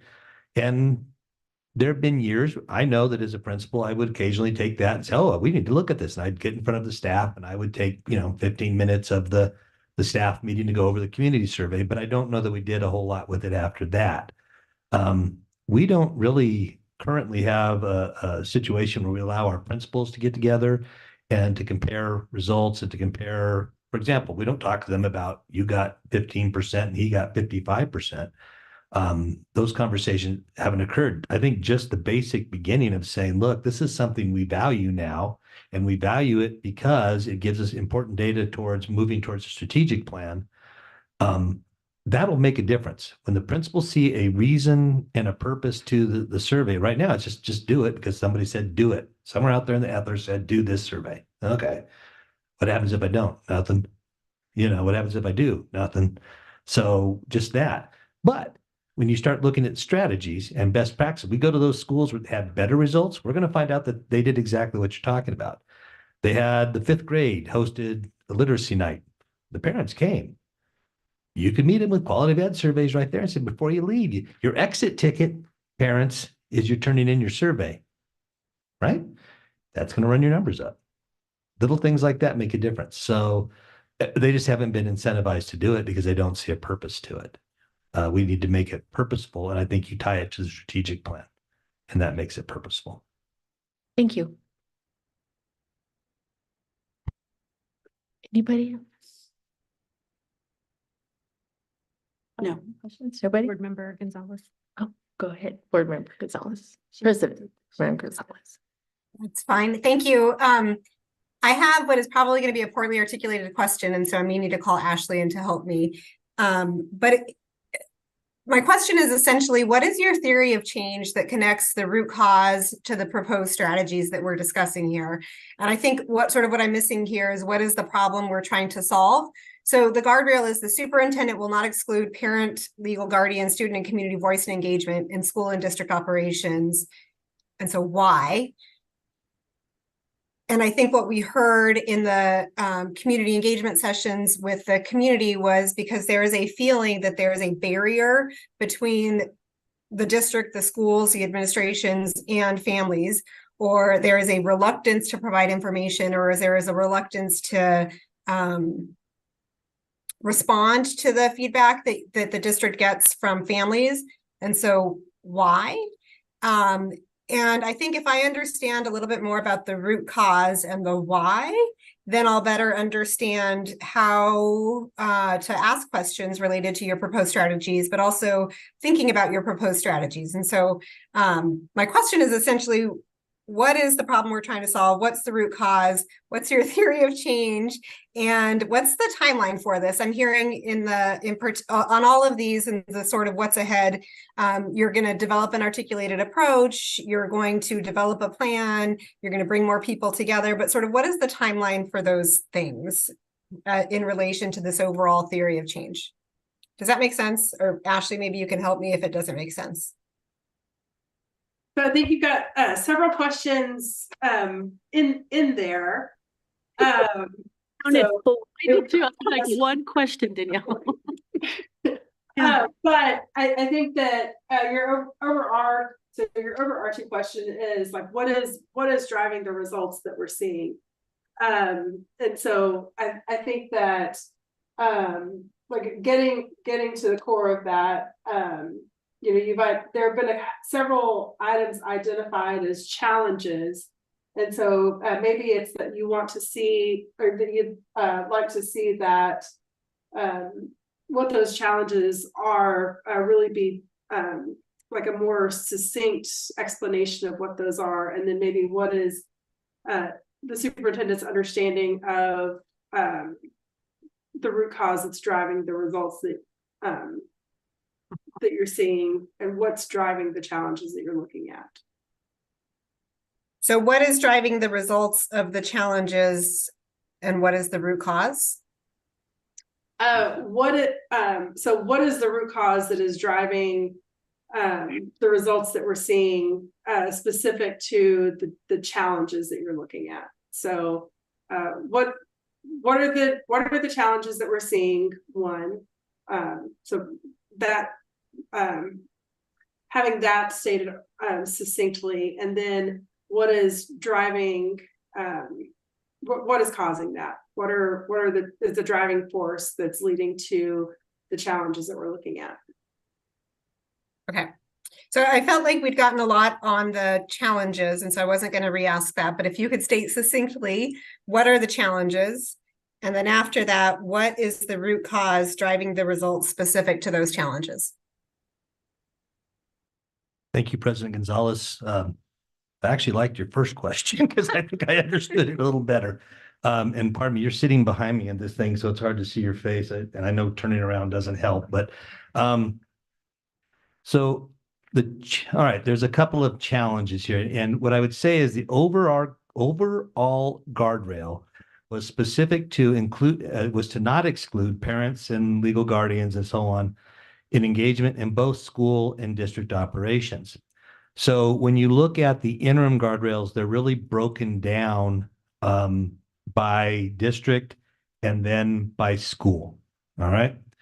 So the challenge on number one, quite frankly, is like I said, when the district hosts meetings, we don't get a large turnout traditionally. You may recall when we were doing the strategic plan and we had the big event at Albuquerque High. We had a turnout, but it was not the numbers we'd hoped for. And we really beat the bushes on that one. And it's because it's somewhat impersonal. It just feels like APS invites you. Well, that's different than the principal saying they invite you. So we realized we're going to have to be a little bit more strategic and thoughtful and utilizing the advisory groups that we currently have. And we may even create another one, but let's not commit to that yet. We have these committees. They represent a wide spectrum of the community. You know, for example, the intertribal meetings that we have with the Native American governments, the meetings we have with, for example, the African American Advisory Committee and I are meeting on Monday. These are great groups that have tremendous feedback to provide. We just need to make sure that we're specific in what we're asking and how we collect that data. So that would be the challenge is how do we get past that impersonal aspect? And then the solution, I think, is utilizing what we've got, but in a different way, in a more thoughtful and more strategic way. When you look at interim guardrails 2 and 3, these start to get down into the school level. And, you know, you look at 2, and that's very specific about, do parents feel their opinion is considered? That gives us a real interesting thought on how parents feel about their involvement in their child's education. What's the challenge? I think it's one, getting people to answer the survey, which then is answered in interim guardrail 4.3. And then 2, we'll get a more representative number there and see if we can ride that up a little bit. There are parents who feel disenfranchised for very specific, very clear reasons. And sometimes those are very individual, but there's also data that indicates we may be doing some things systemically that we could improve. So what all this does is, one, focuses on why are parents feeling this way? And at the school level, they can address that. If that's low at a school, they need to probably ask that question. And we haven't asked them to do that necessarily in the past. So as far as timelines, we have begun developing teams to one, just work on the type of question we need to ask consistently. And I think at the end of the year, we're going to try to push more participation on this quality of education survey because it's only given once a year. And it's usually at the end of the year, obviously. So we're going to really try to push that. And then we can look at beginning of next year, how to utilize that data when the results come in and give the principals time at one of our principal meetings to actually look at the data and consider it, and then have strategies for taking it back to their staff. Thank you. I appreciate that. And I think if I were to try to sum up succinctly the challenges that I heard about getting parent and community engagement or family and community engagement, is that typically it's impersonal. There's lack of trust. There's lack of specificity. There's lack of strategy. There's a history of disenfranchisement. So I think understanding all of those root causes and aligning solutions to that is going to be important. And I think your point around systems change in particular is the big one. I do have a follow-up question, but I'll wait to let others get their first questions on the table before I go with that. No, board member Bennett. Heather has a question. So this is probably a silly question, and forgive me for asking it, but at the bottom of each graph, there is a note and it says, these data do not include APS charter schools. Why is that? Well, Board Member Bennett, the reason is we have no control over those schools.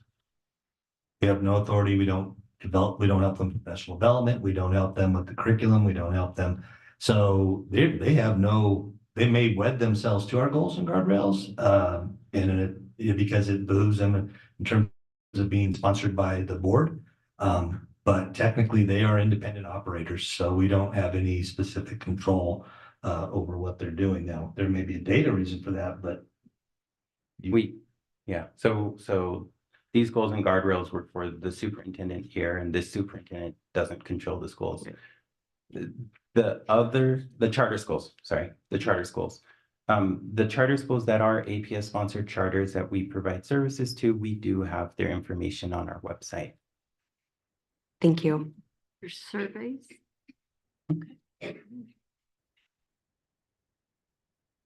I have a question to Superintendent Elder. You mentioned systemic and the issues within these guardrails. I was wondering, one, when you do comprise the data for the equity councils, will we see the challenges and maybe even some problems that exist within that report that you'll be seeking out in the future? Board Member Tom, when you say equity council, I think we have an equity council. I don't think we have multiple. I don't think the schools have individual. There's no equity councils at the schools. They have instructional councils, which is part of the negotiated agreement, and they can work on equity related issues, but they have quite a bit of freedom of control over what they deal with. We do have equity council, and we have a number of councils. I think, like, for example, you have a Yazzie Martinez Council, you have an African American Advisory Council. You can see what they do in the Title I schools. They have family engagement councils. So what we haven't done is exactly what you just asked. You get this data, what do you do with it? We have never really in a systemic way said, look, here's what the quality of education survey is telling this school versus that school. Here's an opportunity for you guys to share best practices. Here's an opportunity to explain why you think this is happening, why you think this isn't happening. So that's the systemic change, I think, is the opportunity at least to begin to look at this data and say it does matter, and it matters in the context of the strategic plan. Okay, thank you. I just took it that you had equity councils, okay, so these particular groups of what you're asking here are those particular councils. We have a number of councils, yes. Okay. Yes. And they're all listed here, or you have more that's not? Okay. So some are very specifically defined. For example, these members, the African American Advisory is our councils. And I think they take anybody who comes. I don't think it's you can't participate, but I think they also were very specific in making sure they had some very important members of the community engaged in that work. And so they did go out and find people. When we meet with the intertribal governments, they're all invited, right? But they don't all attend, but they're all invited. And some of them are very, very good about attending, or very, very specific, because again, they all want what's best for their kids. And so they've really, we've made some very specific changes in that particular meeting to where it's become a much more effective and engaging meeting than it may have been before. Thank you. Anyone else? I've got more, but I'm All right. waiting for We'll let Courtney go. everybody to ask their one. Did everybody else do I'm one? not gonna ask a question. Oh, you don't Okay. have one? No. Oh, okay. Okay, Courtney, and then You can take my spot. go ahead. Board Member Dominguez, do you have one? No? Okay. Just to real quick kind of encapsulate what I think Board Member Tom Morito is asking, like her question really gets at the heart of the problem, right? Is that there are equity councils, there's advisory councils, there's PTAs, there's instructional councils, there's something that was organically created at some particular school because they felt that it was important, right? Like that is the heart of the problem, which I think to Board Member Gonzalez's question, that's the heart of the problem that you guys are trying to fix. That's not a question. No, that's not a question. I was gonna say, I don't know that we're trying to fix that. I think what Well, we're saying is recognizing that. Systemize. I think what we're saying is recognizing that those different groups exist because the school felt it was important to have that group and that community felt it was important to group. We need to engage with that group strategically. And like I said, it kind of goes back to, okay, what are we going to ask these groups about the strategic plan? You know, I mean, very specifically, are you seeing changes in the classroom? Are you seeing your kid come home and do you feel that they're learning how to read? Those are questions we can ask of those groups. And that's good feedback. So that wasn't my question. That wasn't a question. So my question is we keep, you keep mentioning incentivizing, and I've realized, again, these are all adult behaviors, right? That you are trying to incentivize. So moving forward, what thoughts do you have to incentivize those adult behaviors? Which I think the core of that is we haven't built trust. But how are you going to incentivize adult behaviors? That's actually Board Member Jackson and members of the board. First off, simply by prioritizing it. Okay, so let's talk about the survey specifically, because that's really kind of drives 4.2 also, right? We haven't made this a priority for our principals, and therefore they haven't made a priority for their schools, which means it hasn't been a priority for the teachers or the community. How do we incentivize it? One, we tell them this is important data, it's being collected, it's being looked at, and you should be looking at it. Two, we give them time to do that, and we have to make the time for them. We can't expect them to find it on their own. We have to carve that time out in the meetings we ask them to come to.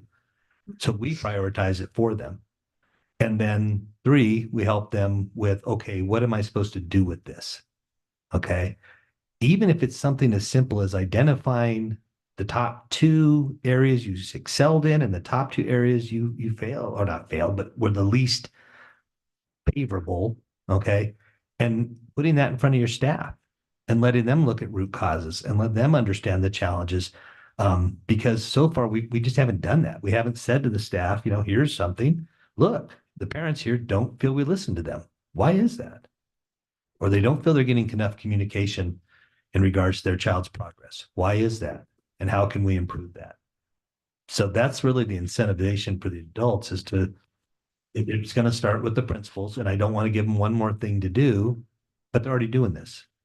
So it's just, how do we do it better? Okay, so just so I can wrap my head, is the system that you're creating is one from a district push of the district, the administration is saying this is a priority. Then you're going to work with the school principals to help them to understand how it's a priority, which will then trickle to the parents and the families for them to have an understanding. Am I encapsulating how you're systematizing this correctly? Well, there's also the factor of time. Building in the time, I think, is absolutely critical. So, Madam Chair and Board Member Jackson, when we look at the information, this is kind of our formative assessment of where we are with this guardrail as a district. So I think we all are coming up with ideas and like, oh, well, what about this? Well, how are you going to approach that? We have realized that in our work, we have to remain focused on the strategic plan. And anything beyond that is going to detract us from the work. So when When we look specifically at family and community engagement, when we look at the root causes that were identified with maybe lack of trust, we put out surveys, but APS does whatever they want to anyways, so why give my feedback? You know, not welcoming if families feel that the school environment is not welcoming, then we need to work on that. And that goes down specifically to coaching. And within the work of the strategic plan, it then goes down to a principal and working with them on their professional development plan. What are those focus areas for your school that we want you to focus on? We're doing that work right now. That then needs to be trickled down to each school's 90-day plan, because in that plan, they are focusing on Tier 1 instruction. They're focusing on intervention. They're focusing on math and ELA achievement. They're looking at school culture, and all of that contributes to the school's environment. But as was stated before, every school is different. So when we look at this stuff, we have specifically looking at each of the questions in the survey to see what is that telling us. And as a district, bird's eye view, where are we seeing the gaps that we can tackle? And then when we drill down to each of the schools and even the different levels to see the level of engagement and the parent responses, how do we tackle that? So those are the conversations that we are going to have. And from there, come up with a strategy so that it's clear, looking at responsive systems, right? And clear expectations, creating a framework for our principals to use with their school sites, giving them that framework so that they're not having to create it on their own. And that is our work. But we first have to see what are the challenges that as to the why. Why are families not engaging? And without the assumptions. And then when they start seeing that we actually care and we're doing something with the information that we're asking them to provide to us, trust will start to be built. I believe that. So I think yes, yes, and yes to all of this stuff. Again, as we do these, they're formative assessments, and it gives us ideas as to how we move forward. But it is a work in progress, and that's why it's a 5-year plan. We want to do it all at once, but we know we can't because, as Superintendent Elder said, our principals' plates are full. So if we give them one thing, what are we taking off? And that trickles down to the classroom. So we need to be aware of that. President Gonzalez, your question. Thank you. This was sort of a follow-up to my theory of change question. And I think threads of this have already come out in the conversation a little bit. But I think we had a bit of a conversation around systems change and what strategies the district is going to use to advance that systemic change. My question is around mindset change. And what strategies the district is going to use to fundamentally change the mindset around whose voice matters or whose voice matters more or who decides, because there is a cultural norm in our society and our education system, but including in APS, around compliance and control and not providing agency to those furthest from opportunity. And that really, while that has to do with some systems change, some technical assistance, some tactical support, some PD and plans and tools, which Dr. Segura just described, some of this is also related to adult mindsets around whose voice matters. So I'm curious if you could just speak to any strategies that you have to address this issue of mindsets around voice and agency. Madam President, members of the board, thank you for the question. A couple of things come to mind, and simply put, I think one of the things that a couple of our initiatives, STEP training and community schools, offer us is looking at our communities as assets and celebrating our communities in that lens. Looking at the community school framework to see how we facilitate and work with our principals to look at that construct to build and connect their plans around their community engagement, their family engagement, down to the connections they're making to the strategic plan and to their school 90-day plan.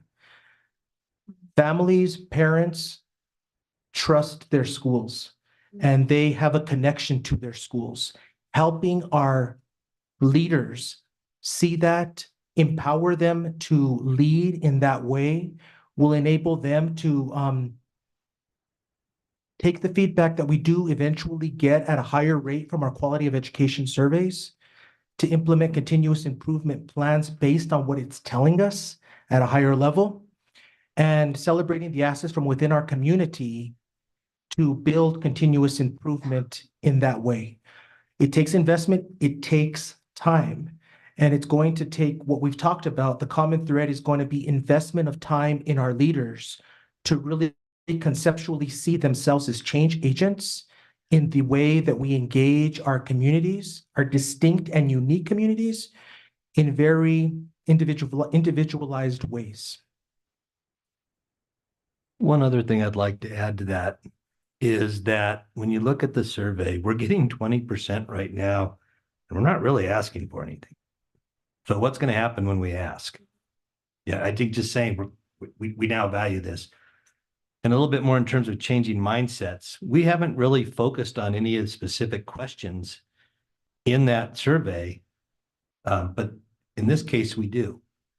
And it's a question about parental voice in their child's education. Again, you want to change mindsets, you're going to have to find those people that are doing it, make them champions, and let other people say that that's what we value. This is what we're saying in this guardrail. This is what we value. And we're going to put time and effort into it. That in and of itself will help people to understand something has to change. Now, I think Dr. Gonzalez and his teams have much more specific strategies, but I'm saying just as an overall, you value where you spend your time. And if we're going to spend time on this, people will learn that that's what's valued.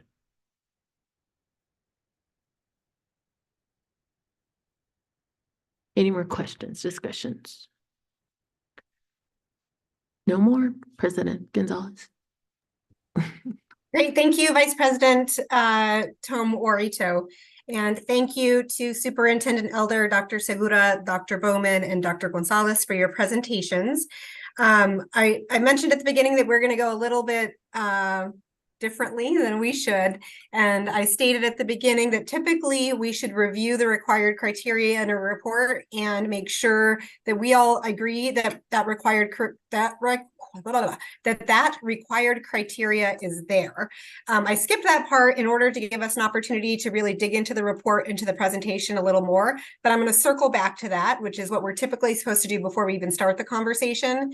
And so the required criteria is in the report. Do we see the guardrail, the data, the interpretation, the evidence, and the plan?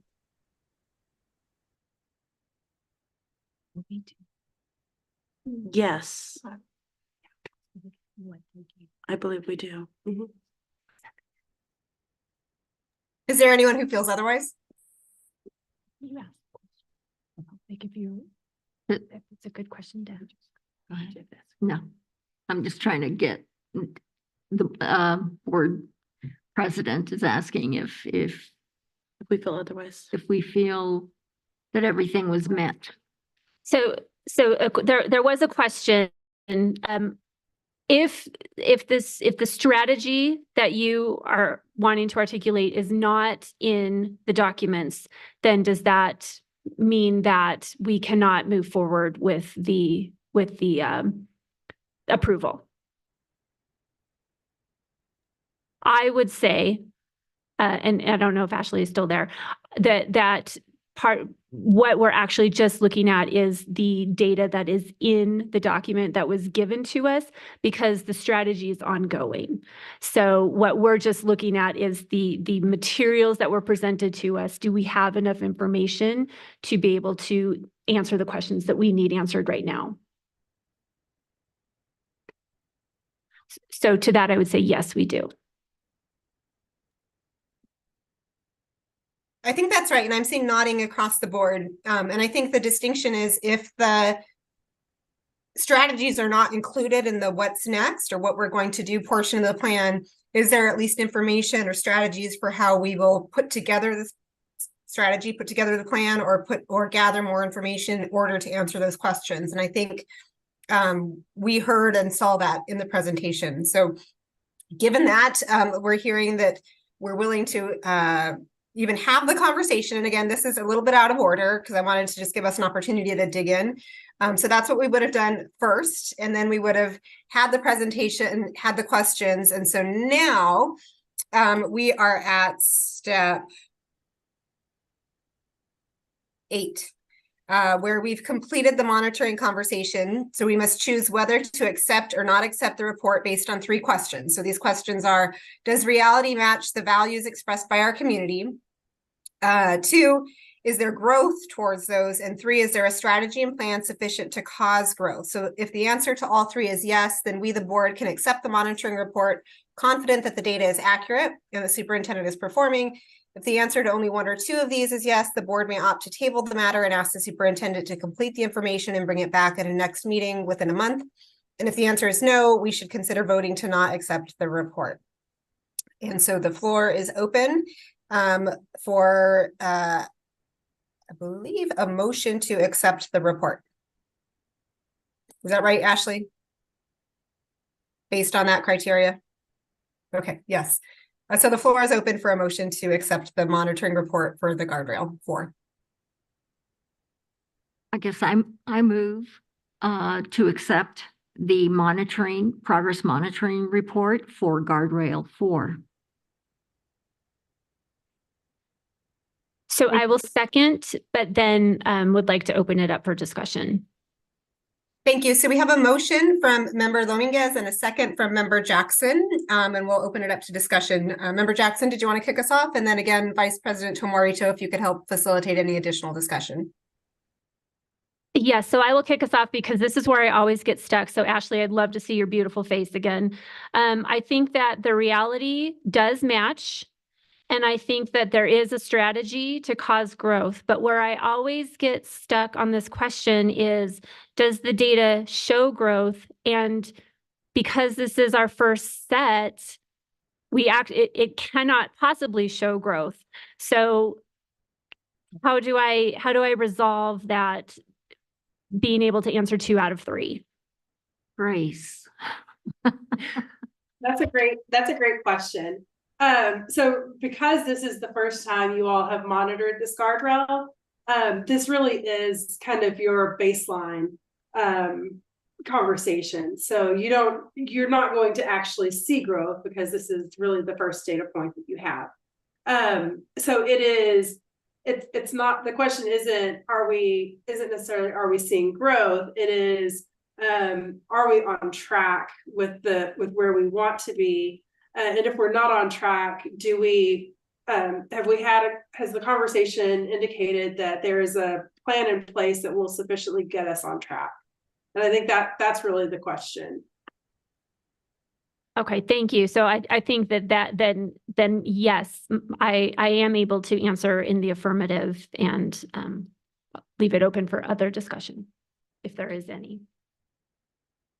I just wanted to point out, if I may, that I see, the ideas or the clarifications that emerge out of this discussion are documented in the recording. And so I think that's important. It's serendipitous and organic and recorded for future reference. So I appreciate that aspect. I just want to make mention to the guardrail number 4. The superintendent will not exclude parent, legal guardian, student, and community voice and engagement in school and district operations. And based on the conversations, I fully hope that we do take that guardrail seriously and that we not only hear the conversations that we just had, but I just hope that this will become central to what we do need to do. Because based on the data and everything that's going on, and I just want to see change And I just want to see us moving forward and realizing that there needs to be growth. So thank you. Is there any additional discussion? I think we're done. All right, thank you, Vice President Tomorito. So we do have a motion and a second. The motion from Member Dominguez, the second from Member Jackson. Ms. King, can we have a roll call vote, please? Janelle Astorga, Yes. Ronaldo Tomorito, Yes. Heather Benavides. Yes. Crystal Tapia Romero, Yes. Josefina Dominguez, Yes. Courtney Jackson. Yes. Danielle Gonzalez. Yes. So the motion carries, and thank you to the APS team for the presentation. Thank you also to Ms. Paz for your support and your coaching as we made our way through that agenda item. Our next item for discussion is and action, we're on the action items now, is consideration for approval of the APS Open Meetings Act resolution. And our presenter is Johanna King, Executive Director, Board of Education Services Office. Ms. King, you have the floor. Thank you, Madam President, Board Member, Superintendent Elder. The APS Open Meetings Act resolution must be updated and approved each year to reflect changes in officers, chairs, and meeting date, times, and locations. The board has agreed to times, dates, and locations for regular meetings and for Finance and Policy Committee meetings. Board members will discuss meeting dates and times for the Audit Committee during its meeting on Tuesday, January 23rd at 7:30 a.m. here in the boardroom. The meeting schedule and agendas will be posted to our external meeting website, which can be accessed from the APS website at aps.edu. Thank you, Ms. King. Are there any questions around this agenda item, or is there a motion for approval of the APS Open Meetings Act resolution? I will move to approve the APS Open Meetings Act resolution. This is Courtney. I will second it. Ronaldo Morito. Thank you. Is there any discussion or questions? No. No. Okay, great. We have a motion from Member Jackson and a second from Member Tomorito. Ms. King, can we have a roll call vote, please? Janelle Astorga, Yes.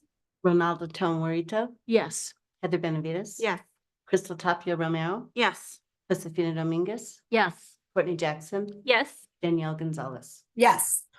Thank you. Our next item is our discussion items on the agenda now. This is agenda item 7.1. The first discussion item is choosing board members to serve on boards. So you had in your packet a list of boards for which the APS Board of Education members serve on. Some of these are required by law, statute, or joint resolution or agreement.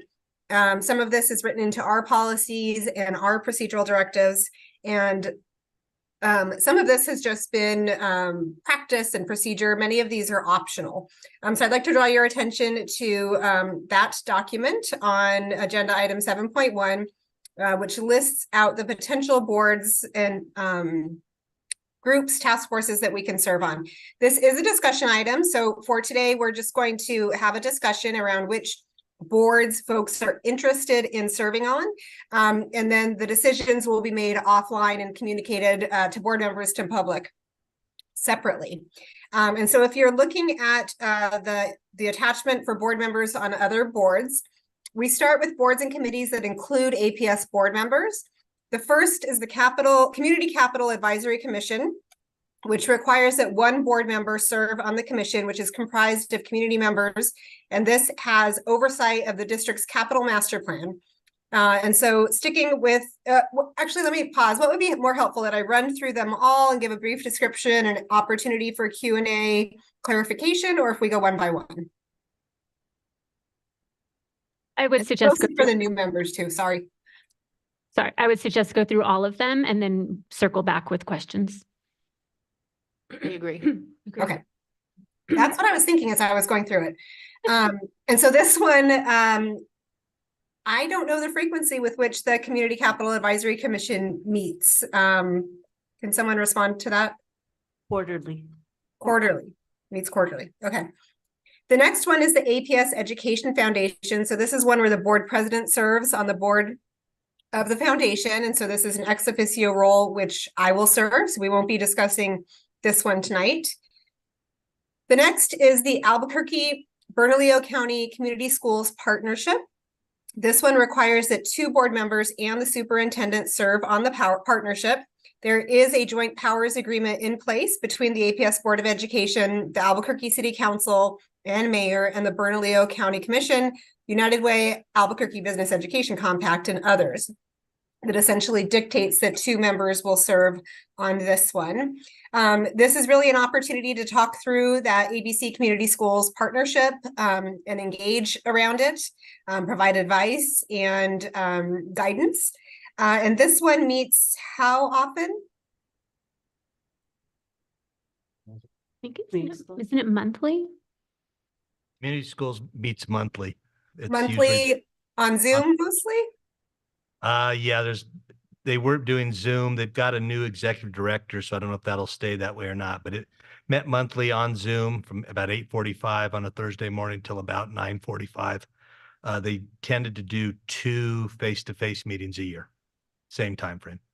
Was this the one where we did not have a vote? Like we were on the, No, that's the Albuquerque, that's the joint committee. okay, Community schools is, we had 2 board members okay. and the superintendent.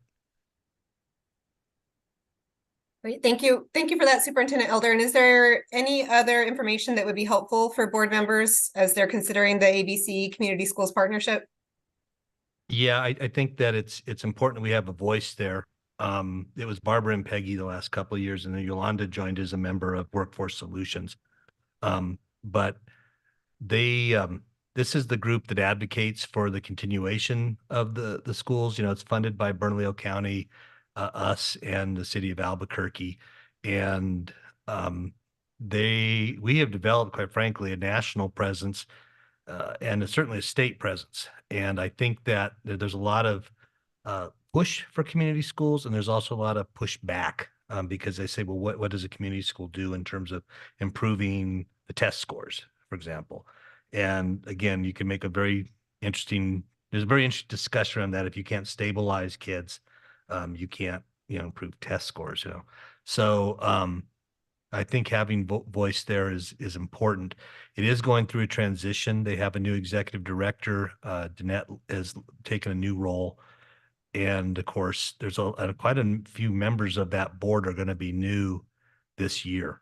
And it's not because the Bernalillo County representative left, and there's one other person that left. So it's an opportunity, I think, to develop strong leadership opportunities in that particular organization. Great, thank you, Superintendent. So we'll continue moving, and then we'll circle back around and go one by one for for questions. The next is, this is my favorite acronym in the whole wide world, ABCGC plus APS, the Albuquerque Bernalillo County Government Commission. So this is 2 board members serve as non-voting members. This is the one, Member Tapia-Mero, that you were clarifying on the commission. So this is a joint government commission. That's the City Council, the Bernalillo County Commission as voting members, and then APS 2 members as non-voting members. This one is reconstituted every calendar year. So when I served on it the first year, it meant monthly. The second year that I served on it, it met every other month. They also alternate the chairmanship. So from City Council chairing one year to County Commission chairing another year. So County Commission chaired it last year. So City Council will be chairing it this year. And I believe it's Councilor Feeblecorn. But maybe anyone who's there might correct me if that's incorrect. And so Council Feeblecorn will call this first meeting to order. And during that meeting, they'll talk about the frequency of the meetings. I suspect that will continue to be every other month, sorry. They're usually Thursday evenings, I think like 5 to 7. And they typically discuss issues that are related to the whole community. So housing and homelessness, drug use, crime, behavioral health, as well as partnerships between these government entities, like, for example, with gyms, tracks, pools, that type of thing that we might share, community centers. This one does meet, it's hybrid, so it meets in person in the County Commission chambers with an opportunity to be online. For the most part, both President Montoya Cordova and I participated online. And again, because we're non-voting members, we're just sort of sitting there and listening and asking questions. So sometimes it's easier just to be online for that. But we did also participate in person a couple of times. The next one is the Mid-Region Council of Government. I think we like to call this one Mr. COG or MERCOG. This is where we appoint one board member and then also an alternate to serve on this. Again, it's a multi-government agency that helps the region plan for growth. So this includes representatives from the counties in the mid-region. So Bernalillo County, Valencia County, Torrance County, and Sandoval County. Can anyone share when this one meets and how frequently? Yeah, so we regularly meet at least once a month. Sometimes it's twice a month, on Thursdays or Fridays, and it's hybrid. It goes from about, APS has a position on the executive board, and we are voting members. And usually that executive board meets half an hour, and then we go into the board of directors meeting. And that goes about another hour. So 10:30 to 11:30. And it gets, Mr. COG also has like the Metro Transportation, MTB, I forget the B stands for. And so it's possible that you might have more meetings, but I think MERCOG is the central and probably the most important meeting that you should make, and that's monthly. And it's pretty fascinating. You learn a lot about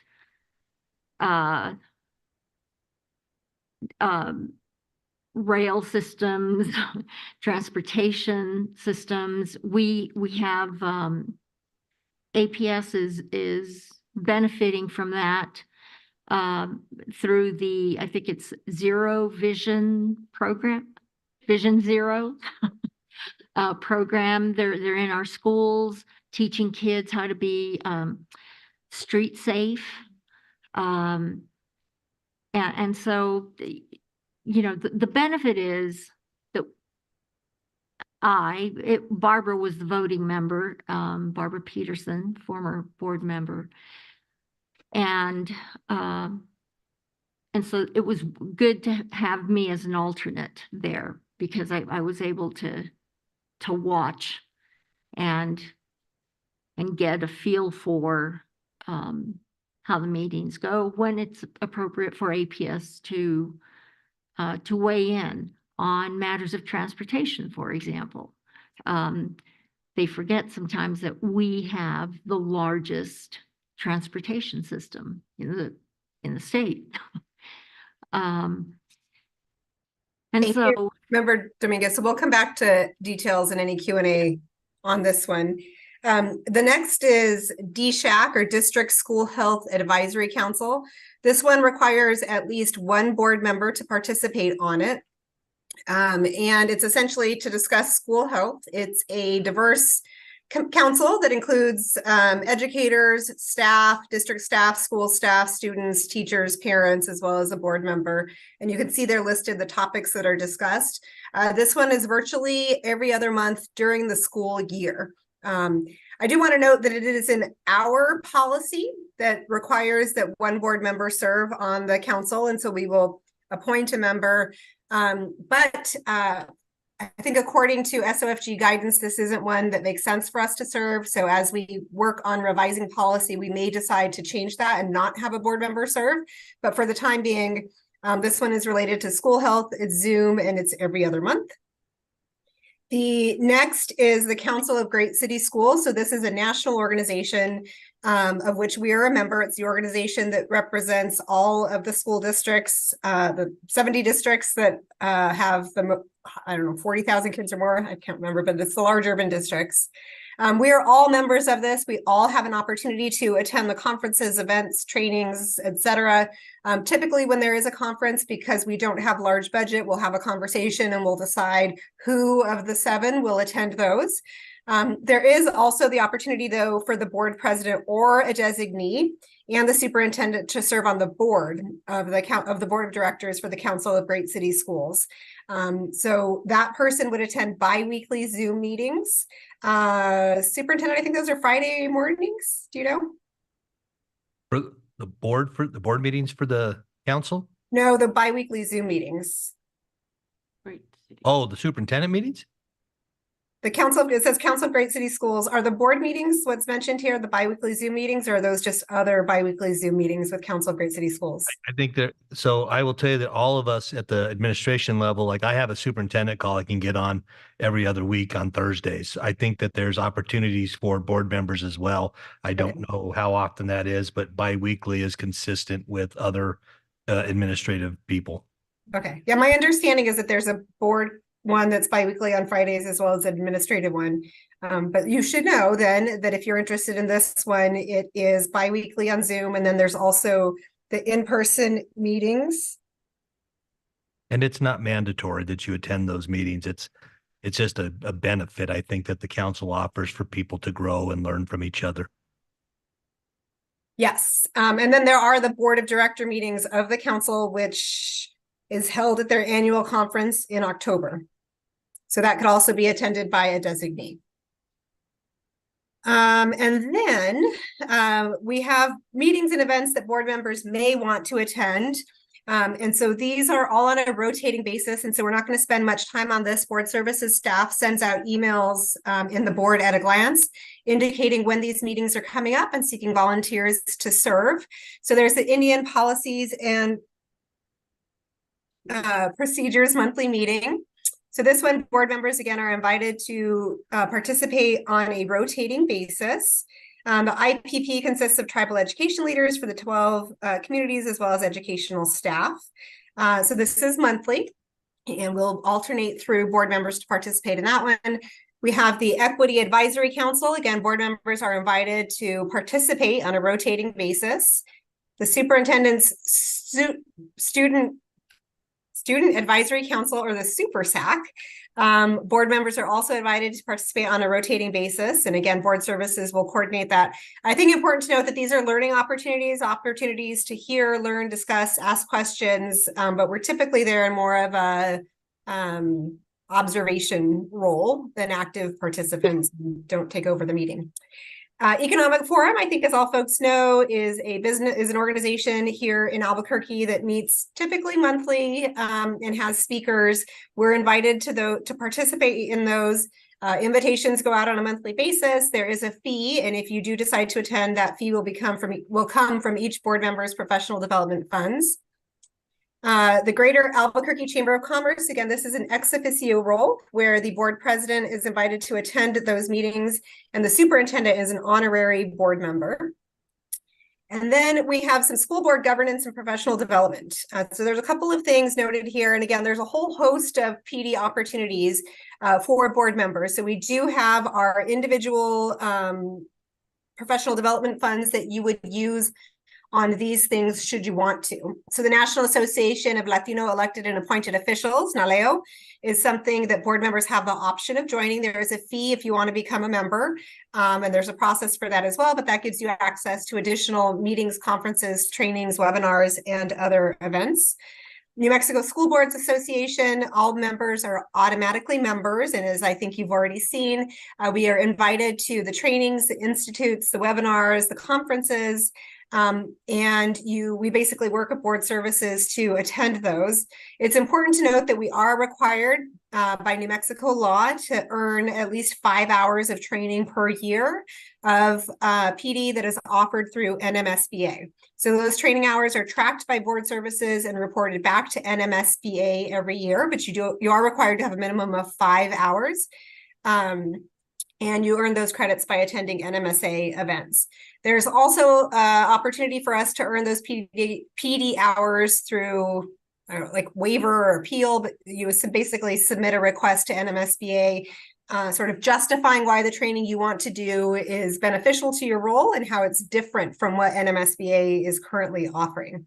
So for tonight, we're going to kind of go back up to the top-ish of the document, page 1, where we have Community Capital Advisory Commission there. And we're going to go through these, another opportunity for question discussion, and then just to hear what folks are interested in serving on. So the ones that we're seeking volunteers are Community Capital Advisory Commission, ABC Community Schools Board, the Mid-Region Council of Governments, the SHAC, which I've just learned, late coming announcement that this is required by PED for us to participate, so we can't opt out of that. So we do have to have a board member on our SHAC, and then the Council of Great City Schools if you're interested in serving as a designee on that board or in those meetings. So I'll go ahead and we can move up to Community Capital Advisory Commission. We'll start with any clarifying questions, discussion, and then just if you want to put forth your name, we'll note that as well.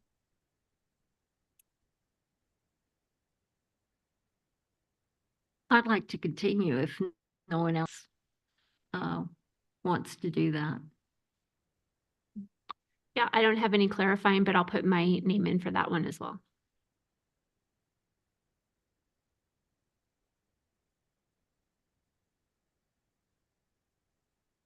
All right, I think that's no more discussion on that one, but I've noted interest from Member Jackson and Member Dominguez.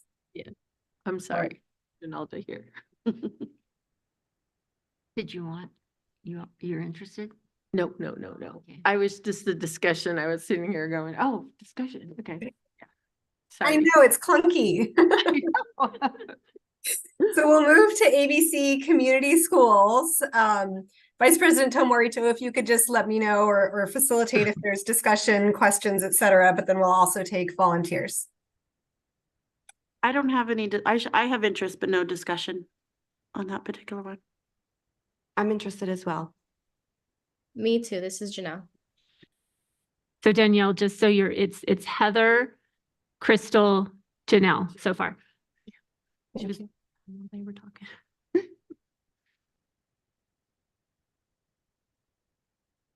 Any other volunteers, discussion, or questions around ABC Community Schools? No, we're good. All right, the next is the Mid-Region Council of Governments. So questions, clarification, and volunteers. I'm interested in continuing, but I need an alternate. I'm interested in being an alternate. You gotta move fast. You gotta move fast. No one else, I don't think. Okay. The next is the District School Health Advisory Council. I'm interested. This is Janelle. I'm sorry, I missed it. Which one are we on? The school health. SHAC, the District School Health Advisory Council. I'm interested. Ronaldo Tomorito. Okay. All right, anyone else on SHAC? All right, and last is the Council of Great City Schools Board of Directors. I don't have any questions. I'm interested in that one. This is Courtney. I'm also interested. Tomorito, Ronaldo. I'm trying to count all the different times, the different ways you say your name. I'm sorry. Is that limited to, can anyone go to that, or is it limited to one? I'm sorry, no, but. So serving on the board, it's the board president or the designee. So we would designate a member to serve on the board, which is what I'm trying to assess interest right now. And then all members are invited to participate in council trainings as well as the biweekly Zoom meetings. And so I want to next assess who's interested in being a part of those biweekly Zoom meetings, so I have a sense of who to tap to participate in those. But for now, I have interest in the board from Member Jackson and Member Tomorito. Anyone else on the board? Interested in the board? Anyone else? Okay, and then anyone interested in serving as the designee when needed on the biweekly Zoom meetings? Yes. Who I is would. that? Sorry. Josefina Dominguez, AKA Josie. AKA Josie, yeah.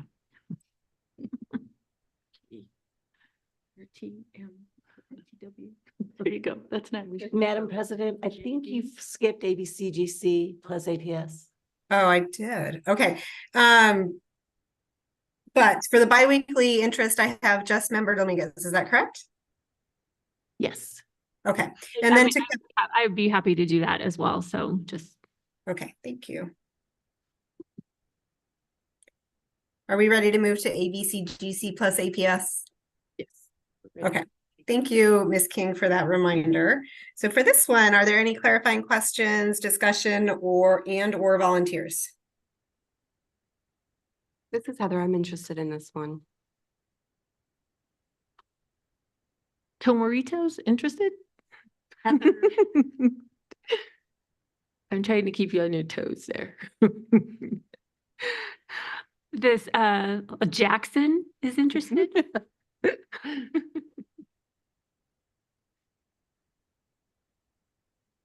All right, so for this one, we have members Benavides, Tomorito, and Jackson. That's for the ABCGC plus APS.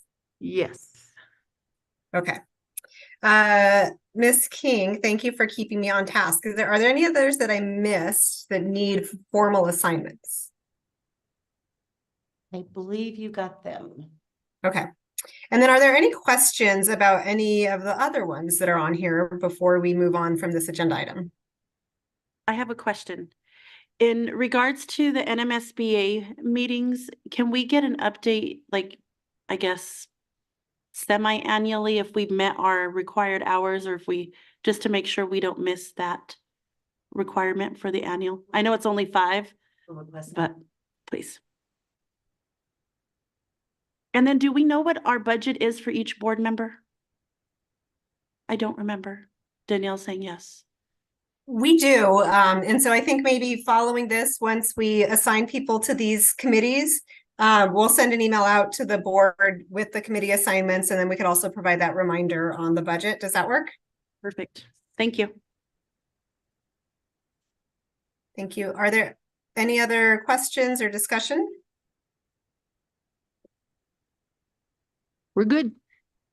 All right, awesome. Thank you. And thank you for this sort of clunky work as we're trying to get just some business items underway. We will move on then to agenda item number 8, which is the president's report. And so for this, I just want to say, yay, this is our first soup to nuts, beginning to end board meeting with this new board. And as noted, it was a little clunky in this hybrid style, but I really appreciate everyone leaning in and supporting and helping us get through it. A lot has happened in the last couple of weeks, and it's been really fun and incredible and humbling to be able to work with all of you incredible leaders, and a true honor and a pleasure. And so I really appreciate you placing your trust in me to lead our board for this next year. And also appreciate all of your support during this transition period, your feedback, both constructive as well as I don't know, formative. So I hope to continue to welcome that feedback. And so if you have any ideas, suggestions, please share that with me or with another member of the executive committee or board services. So as you heard tonight, we did assign 2 of our 3 committees. And so I just want to state that this was up in our Open Meetings Act resolution. So this was also in the board report last week in email, but just to restate, the Finance Committee, which is chaired by member Tapia Romero, that will meet virtually at 8 a.m. on the 4th Wednesday of the month. And for this one, the next meeting is on January 24th.